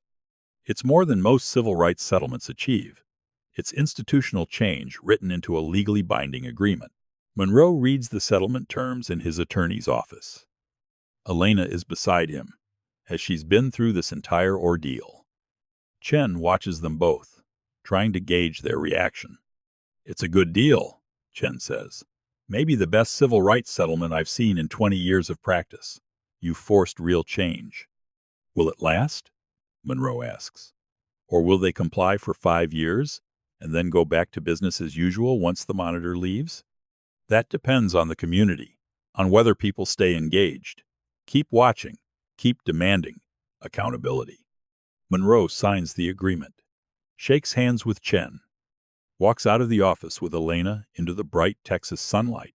"How do you feel?" she asks. He thinks about it. "Like I won a battle, but the war keeps going." "You can stop now," she says gently. "You've done more than anyone could ask. More than most would dare. You can go back to being just David. Just my husband. We can have the quiet life you earned." He looks at her, loves her for offering him that out, for understanding that this fight has cost him something essential, the peace he thought retirement would bring. "I can't," he says finally. "Not yet. There are too many others who faced what I faced, and had no cameras, no attorneys, no Pentagon connections. Someone has to keep fighting for them." She nods. She knew that would be his answer. "Then, I'm with you. Whatever comes next." What comes next is a foundation.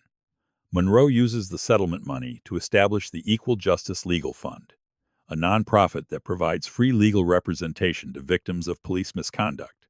He recruits civil rights attorneys, sets up a screening process, creates partnerships with legal clinics across the country. The cases start pouring in. A grandmother in Alabama who was tased during a traffic stop for a broken taillight. A teenager in Oregon who was stopped 17 times walking home from his job at a grocery store.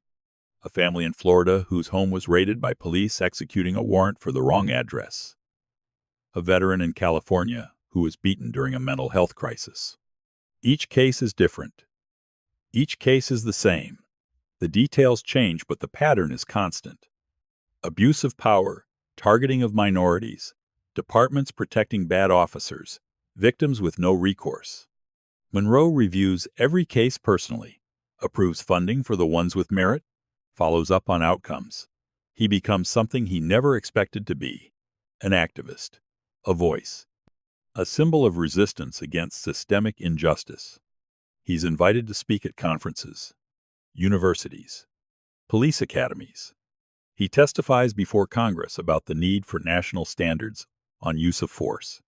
He meets with the Department of Justice about pattern and practice investigations of troubled departments. The work is exhausting, emotionally draining. Some days he wonders if any of it makes a difference.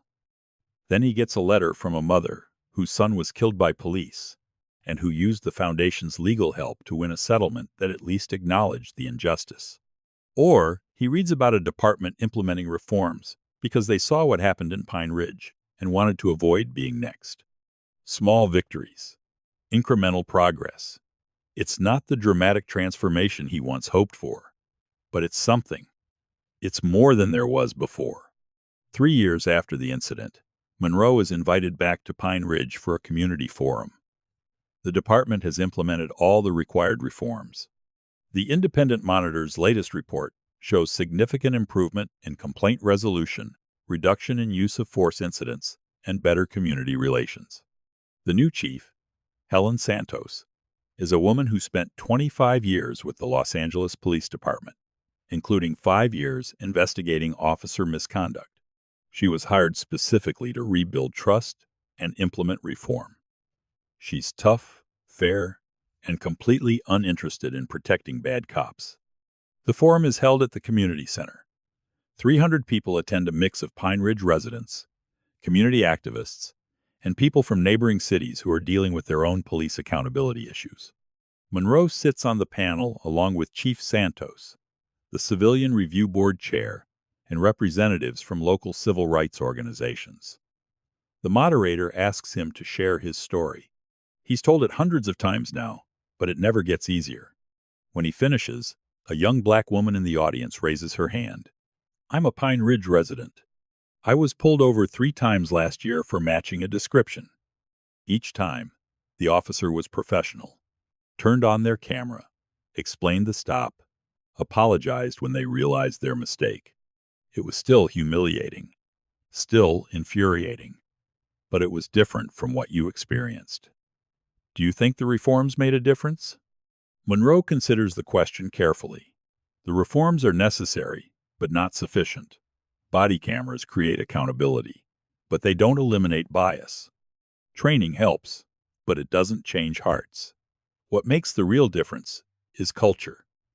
When departments make clear that constitutional rights matter more than arrest numbers, when supervisors actually review stops and investigate complaints, when there are real consequences for violations, that's when change happens.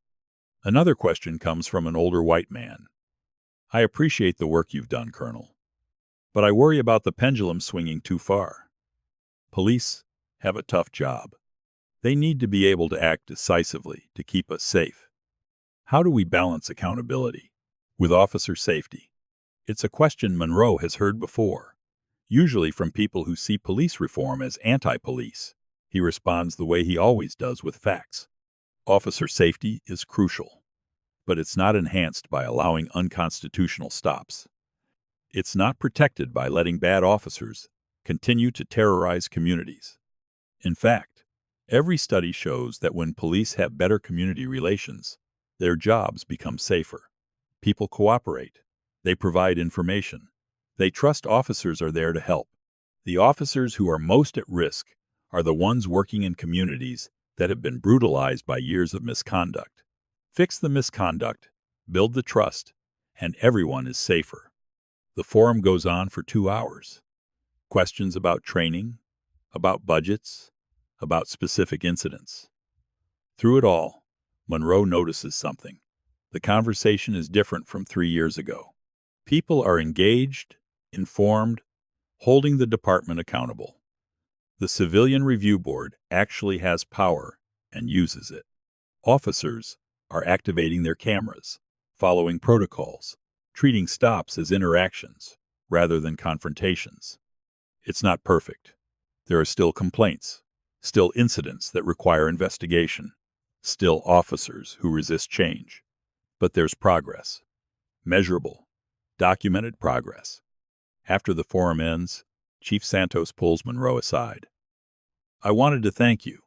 What you did going public, filing the lawsuit, pushing for these reforms, it gave me the political cover to make real changes. The old guard couldn't fight back because you'd already won the public argument. You made my job possible." "How's it going?" Monroe asks. "Really?" Santos considers her answer. "It's hard. Every day I'm fighting officers who think I'm betraying them by holding them accountable. Fighting the union that wants to protect everyone regardless of conduct. Fighting budget constraints and political pressures and 1,000 small obstacles. But we're winning. Slowly. And that's because you didn't let this go. You could have taken a settlement, signed an NDA, and disappeared. Instead, you fought for change. That matters." They shake hands.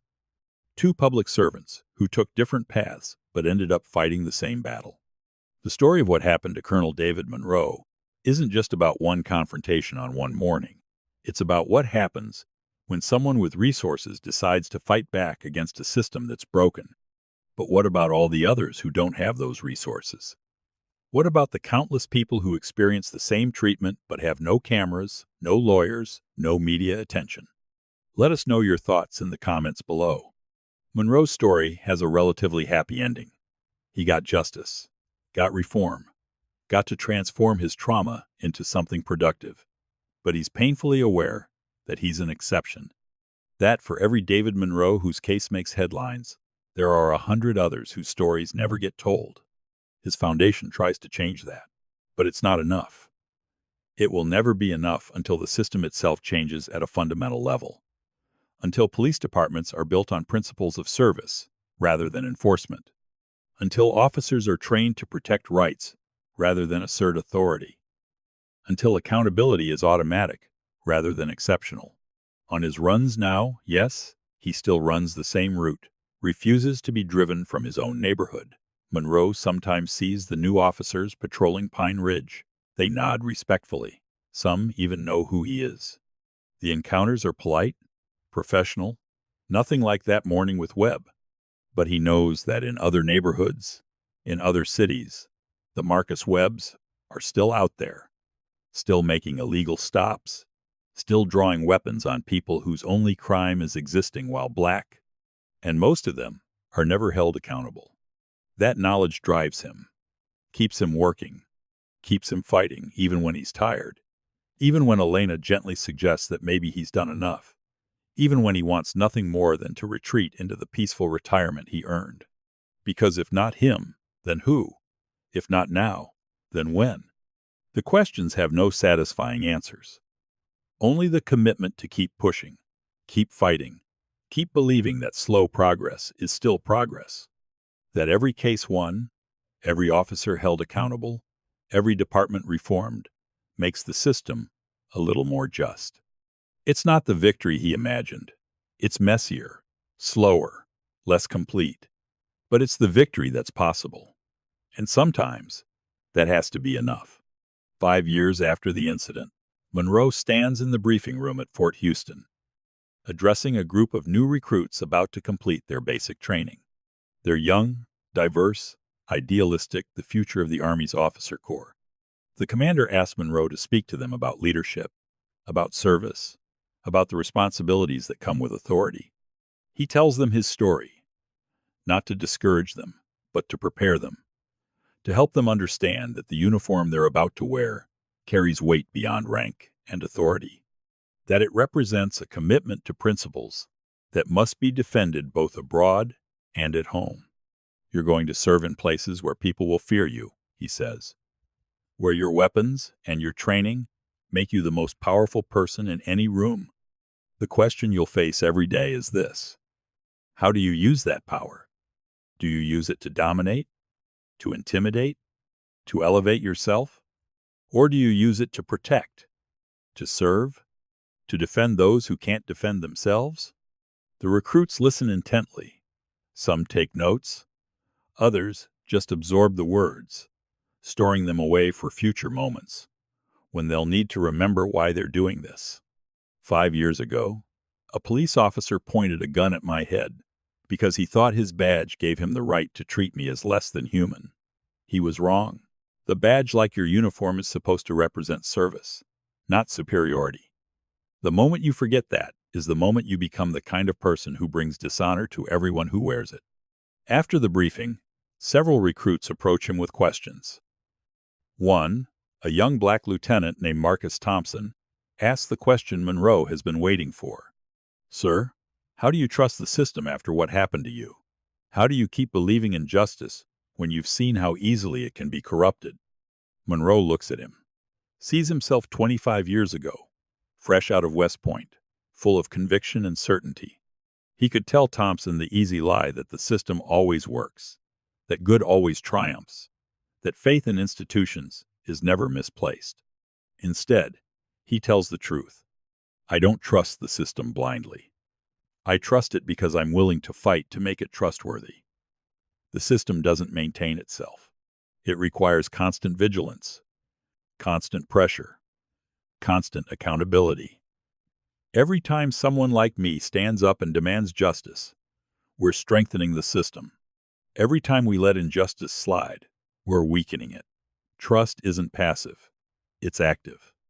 It's earned through participation, through resistance when necessary, through the belief that we can make things better, even when they're broken. Thompson nods slowly.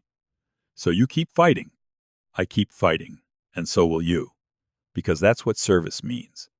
Not just defending against foreign enemies, but defending the principles we claim to stand for. Especially when it's hard. The Pine Ridge Police Department continues its evolution.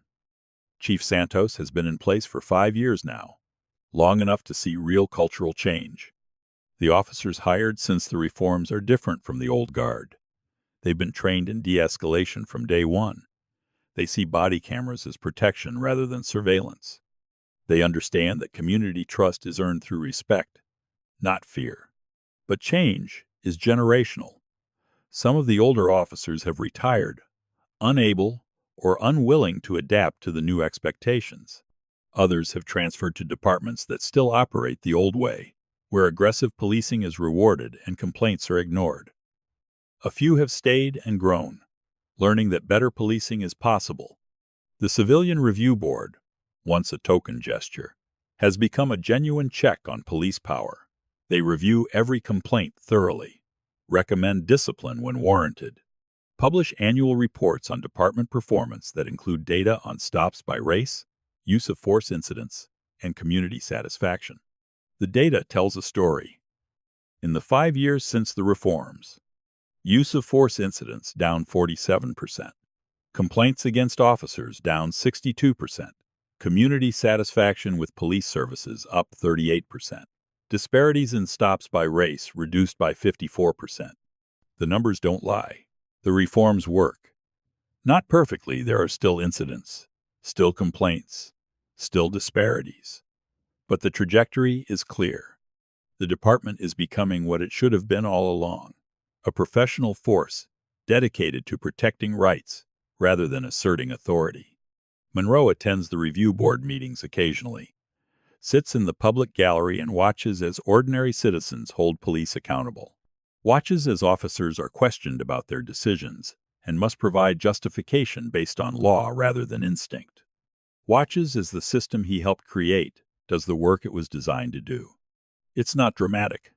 Most meetings are boring, bureaucratic, procedural. But that's the point. Accountability shouldn't require viral videos and national outrage. It should be routine, systematic, expected. After one meeting, a young woman approaches him. She's maybe 25, black, wearing business casual. "Colonel Monroe, I'm Sarah Williams. I wanted to thank you." "For what?" 2 years ago, I was stopped while walking to my car after work. The officer asked for ID, questioned why I was in the neighborhood. I filed a complaint. It was actually investigated. The officer was retrained. It was handled properly because of the system you fought for. Monroe shakes her hand. "I'm glad it worked. That's what it's supposed to do. I know it doesn't always. I know we still have a long way to go.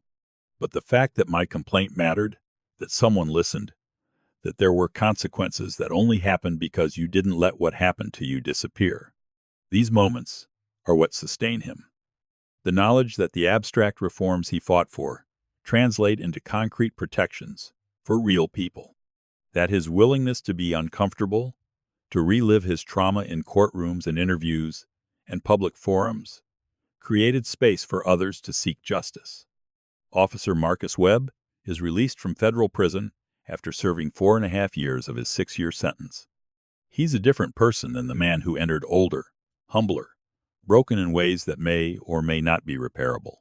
He's required to register with a federal database of convicted civil rights violators. He's permanently barred from law enforcement work. His marriage ended during his 2nd year in prison. His father, the retired cop who taught him to wear the badge with honor, passed away without speaking to him after the conviction. Webb takes a job at a warehouse, loading trucks for minimum wage. It's honest work, physical work, the kind of work that doesn't require authority or power or the ability to intimidate. He's good at it, shows up on time, keeps his head down, doesn't talk about his past. His coworkers don't know he's a convicted felon, don't know he once wore a badge, don't know his name was on national news for pointing a gun at a decorated war hero. He's just Marcus, the quiet guy who works the loading dock and eats lunch alone. Late at night, in the small apartment he rents on the edge of town, Webb thinks about that morning, about the choices he made, about the man he was and the man he became.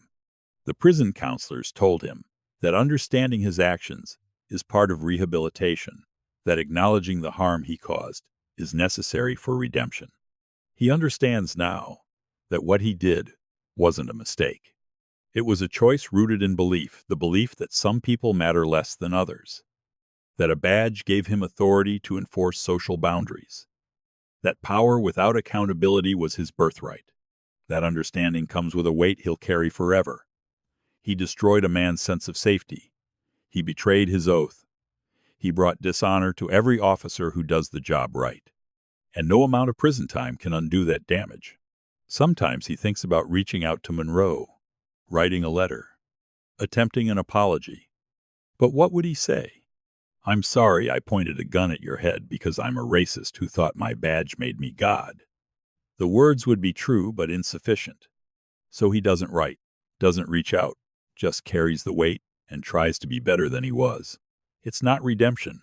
It's not even close to making amends. But it's all he's capable of offering. Monroe's foundation continues to grow.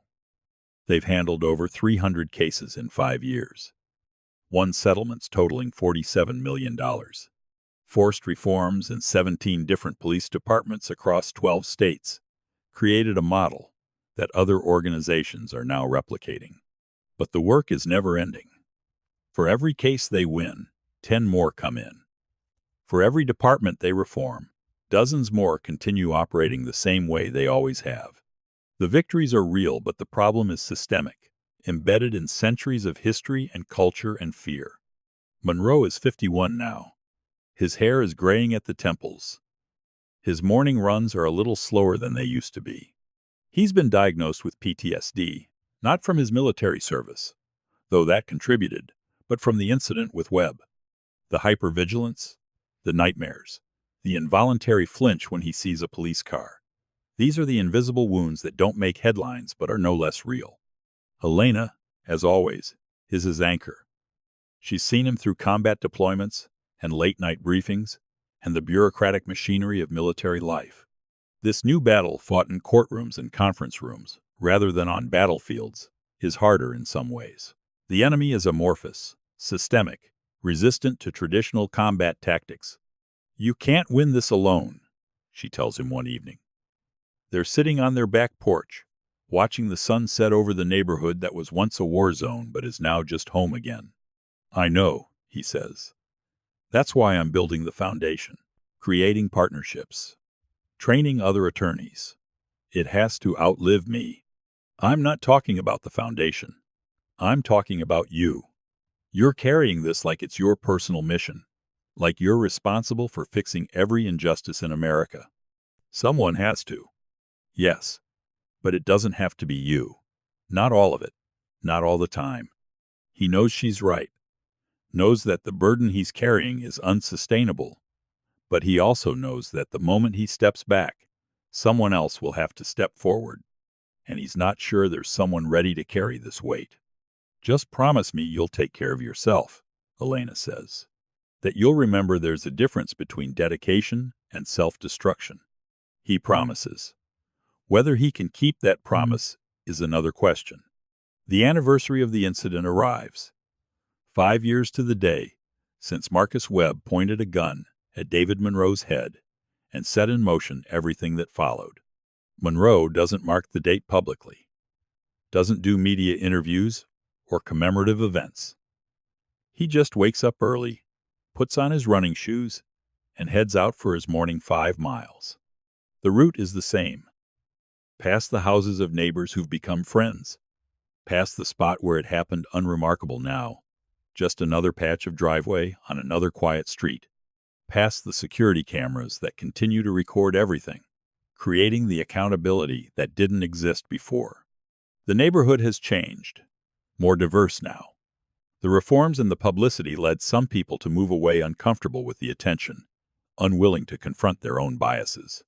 But others moved in. Families of color who felt safer knowing the department was being monitored, knowing that complaints would be heard, knowing that what happened to Monroe wouldn't be tolerated. As he runs, Monroe thinks about what he's accomplished and what remains undone. The victories are real but limited. Pine Ridge is better.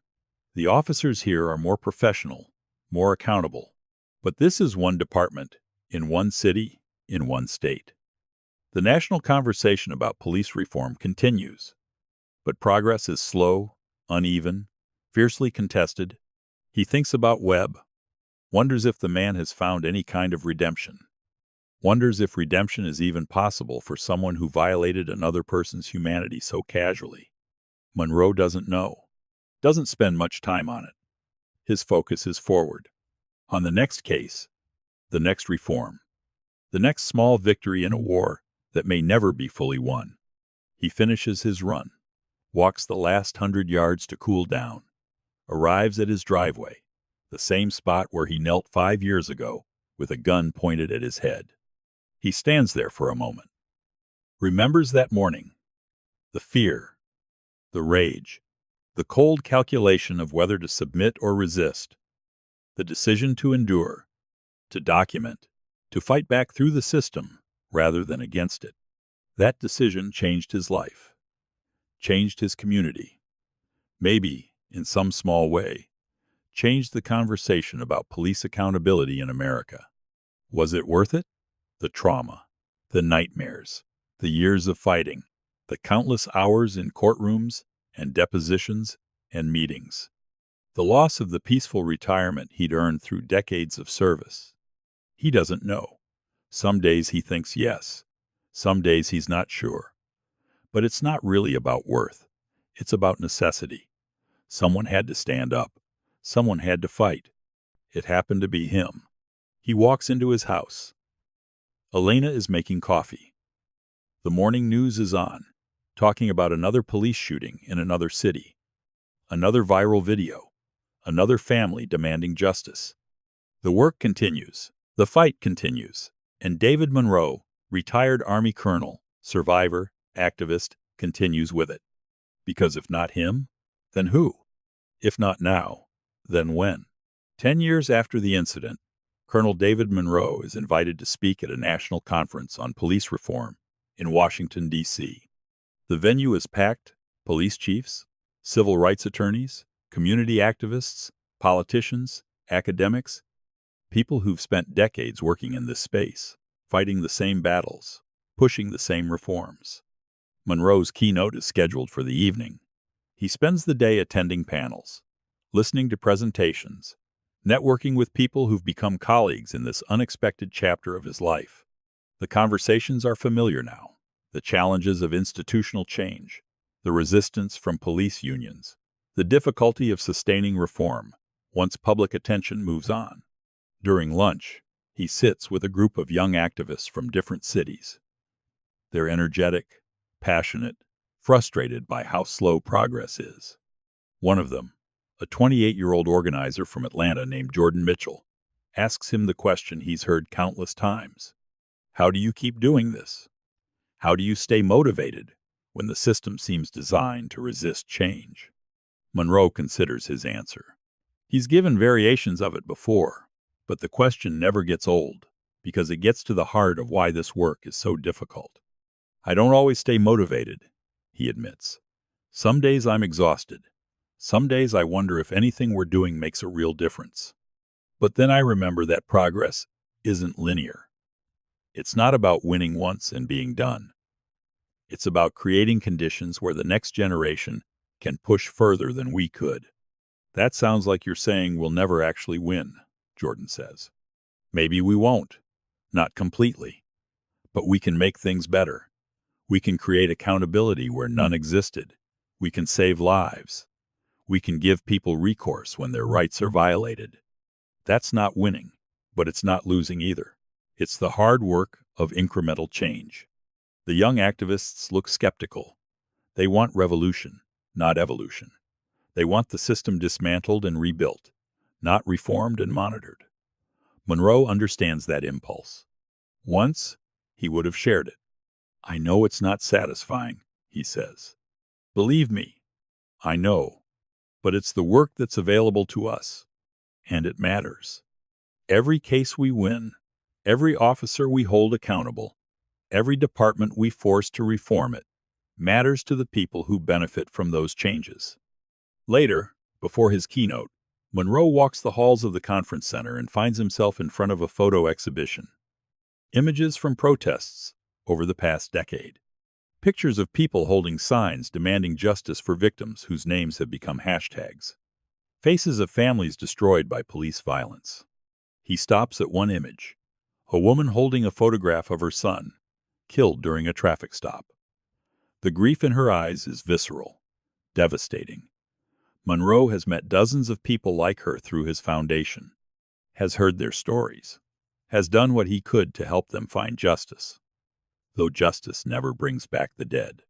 This is the reality behind all the statistics and policy papers and legal victories. Real people, real loss, real pain that can never be fully addressed by reforms or settlements or criminal convictions. His keynote begins at 7. The ballroom is standing room only. Monroe takes the stage, looks out at the crowd, and sees the same mix of hope and exhaustion he feels every day. He speaks for 30 minutes, not about himself, but about the movement, about the attorneys fighting cases in small towns where police misconduct is normalized, about the activists organizing in communities where speaking out against police carries real danger, about the police officers, and there are some who are trying to reform the profession from within, who understand that accountability makes everyone safer. The story of what happened to me has been told many times, he says, but it's not really my story. It's the story of a system that allowed an officer to act with impunity until someone with resources and connections forced accountability. That system still exists. It's still protecting bad officers. It's still ignoring complaints from communities of color. It's still valuing control over rights. He pauses, lets the words settle. But it's also changing. Slowly, reluctantly, but changing. Because people like everyone in this room refuse to accept that this is just how things are. You're demanding better. You're fighting for better. And you're winning, even when it doesn't feel like it. The applause is long and genuine. These are people who need to hear that their work matters, that the exhaustion is shared, that the struggle is worthwhile even when the victories are small. After the speech, Monroe is swarmed by people wanting to talk, to thank him, to share their own stories. He listens to each one. A police chief from Oregon who's implementing similar reforms. A mother from Missouri whose case his foundation took and won. A law student who's dedicating his career to civil rights work because Monroe's case showed him it was possible to win. These connections are what sustain him now. The knowledge that the network of people fighting this fight is growing, becoming more sophisticated, more resilient, that the work won't end when he's too tired to continue because others are ready to carry it forward. Late that night, back in his hotel room, Monroe calls Elena. It's past midnight in Texas, but he knows she'll still be awake, waiting to hear how it went. "How was the speech?" she asks. "Good, I think. Hard to tell anymore. I've given so many versions of the same talk. You sound tired." "I am tired. But it's a different kind of tired than I used to feel. After combat, I was physically exhausted, but mentally wired. This is the opposite. My body could keep going, but my mind needs rest. Then come home and rest. Take a break. The foundation will survive without you for a few weeks." He knows she's right. Has known for a while that he's been running on empty, pushing himself past sustainable limits. But there's always one more case, one more speech, one more meeting that seems too important to miss. "I will," he promises. "After this conference, I'll take some time." "You said that 6 months ago." "I know, but I mean it this time." They talk for a while longer. About their daughter, who's finishing medical school. About their son, who's serving with the 101st Airborne. About the garden Elena is planting. About the book club she's joined. About the normal, domestic things that seem alien to Monroe's current existence. When they hang up, he sits by the window looking out at the Capitol building lit up against the night sky.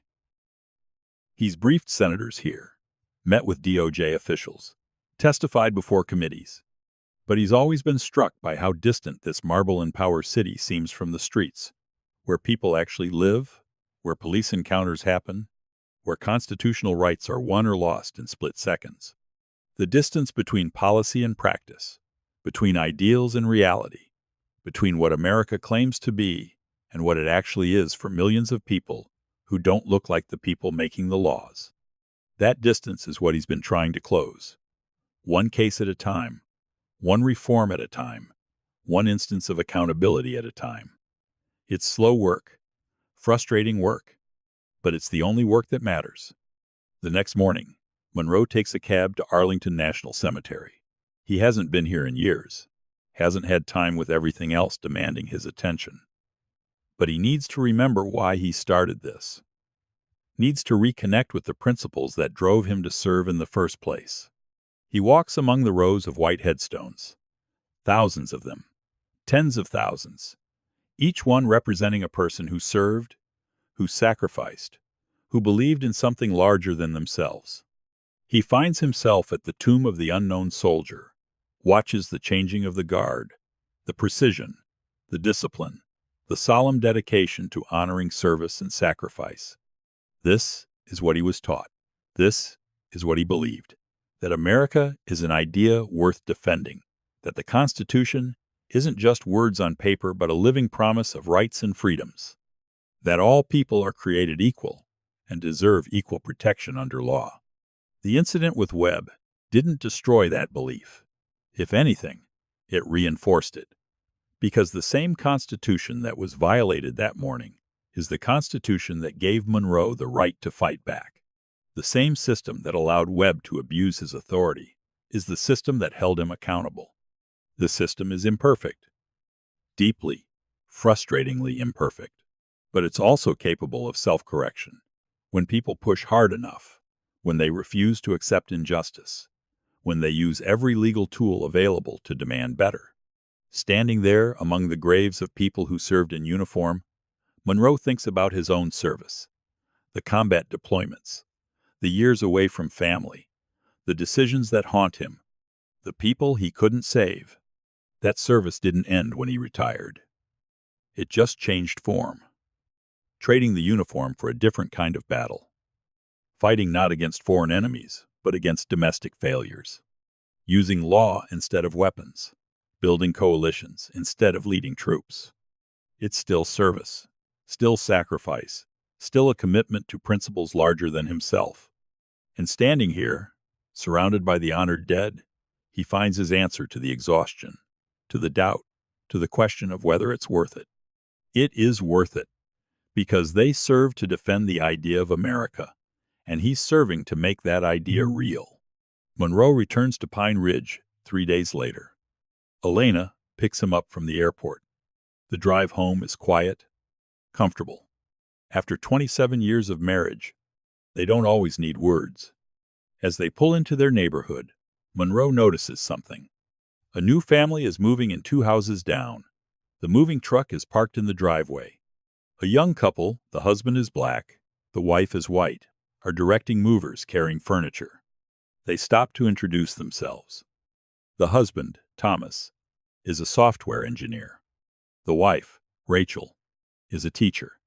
They're excited about the neighborhood, about the good schools, about feeling safe and welcome. We actually chose this area because of what happened here, Thomas says. We knew about the reforms, about the accountability measures. It made us feel like this was a place where our kids would be protected, where the police actually serve everyone equally.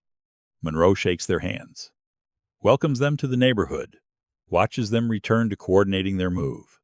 This is the victory, not the criminal conviction or the civil settlement or the national attention. This, a family of color, choosing to live in this neighborhood because the reforms made them feel safe, because accountability created trust, because one man's willingness to fight changed the equation for everyone who came after. That evening, Monroe and Elena sit on their porch watching the sun set, the same porch where they sat 10 years ago, processing what had happened, the same neighborhood that was once a battlefield but is now just home. Are you okay? Elena asks. The question she's asked countless times over the years. Monroe thinks about it, really thinks about it. The nightmares are less frequent now. The hypervigilance has lessened. The wounds, while not healed, are no longer bleeding. I'm getting there, he says. Finally. Good, because I need my husband back. The foundation is important. The work is important. But so is this. So are we. She's right. She's always right. The work will never be finished. There will always be another case, another injustice, another fight. But he can't sacrifice everything else in pursuit of perfect justice. He can't lose himself in the battle and forget what he's fighting for. I'm going to step back a bit, he says. Not retire from the foundation, but delegate more. Hire people to handle the day-to-day. Let others carry some of the weight. You mean that? I do. It's time. I've done what I can do. Now I need to trust others to continue the work. They sit in silence as the sun disappears below the horizon.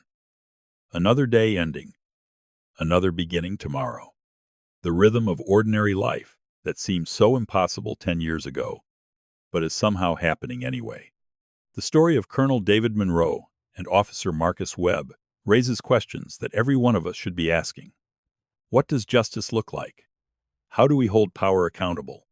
When do we stand up and fight, even when it's costly? When do we accept that we've done enough? Monroe didn't set out to be an activist or a symbol. He just went for a run one morning and was forced to make a choice: submit to injustice or fight back. He chose to fight. And in doing so, he created accountability where none existed. He forced reforms that protect people who will never know his name. He built a foundation that continues to help others seek justice. But his story also shows the cost of that fight, the trauma, the exhaustion, the years of his life devoted to a battle that may never be fully won. Was it worth it? That's a question only Monroe can answer. But for the hundreds of people his foundation has helped, for the communities where police are more accountable, for the families moving into neighborhoods where they feel safe for them, it was worth everything. This isn't a story about a hero. It's a story about a person who made a choice, who used whatever privilege and resources he had to fight for people who had neither, who refused to let one morning of injustice define his life, but instead let it refine his purpose. The Marcus Webbs of the world still exist. The systems that enable them still exist. The biases and prejudices and power dynamics that led to that confrontation still exist. But so does the resistance. So does the accountability. So does the possibility that people can make a difference, can force change, can build something better. If you've made it this far in this story, I want to hear from you. What stood out to you most? If you were Colonel Monroe, would you have fought like he did, or would you have taken a settlement and moved on? What do you think needs to change to prevent stories like this from happening in the first place? Drop your thoughts in the comments below. And if this story moved you, if it made you think, if it reminded you that justice is something we have to fight for every single day, hit that like button. Subscribe to Justice Stories for more stories that matter, stories that challenge us, stories that remind us why the work of building a more just world is never finished. Share this video with someone who needs to hear it, someone who's fighting their own battle for justice, someone who needs to know they're not alone. Because that's what these stories do. They connect us, remind us that we're all part of the same struggle, the same hope that tomorrow can be better than today. Thank you for watching. Thank you for caring. Thank you for being part of this community that believes in justice, accountability, and the power of ordinary people to create extraordinary change. Until the next story, remember, the work continues, the fight continues. And as long as there are people willing to stand up, to speak out, to demand better, there's hope. This is Justice Stories, and we'll see you in the next one.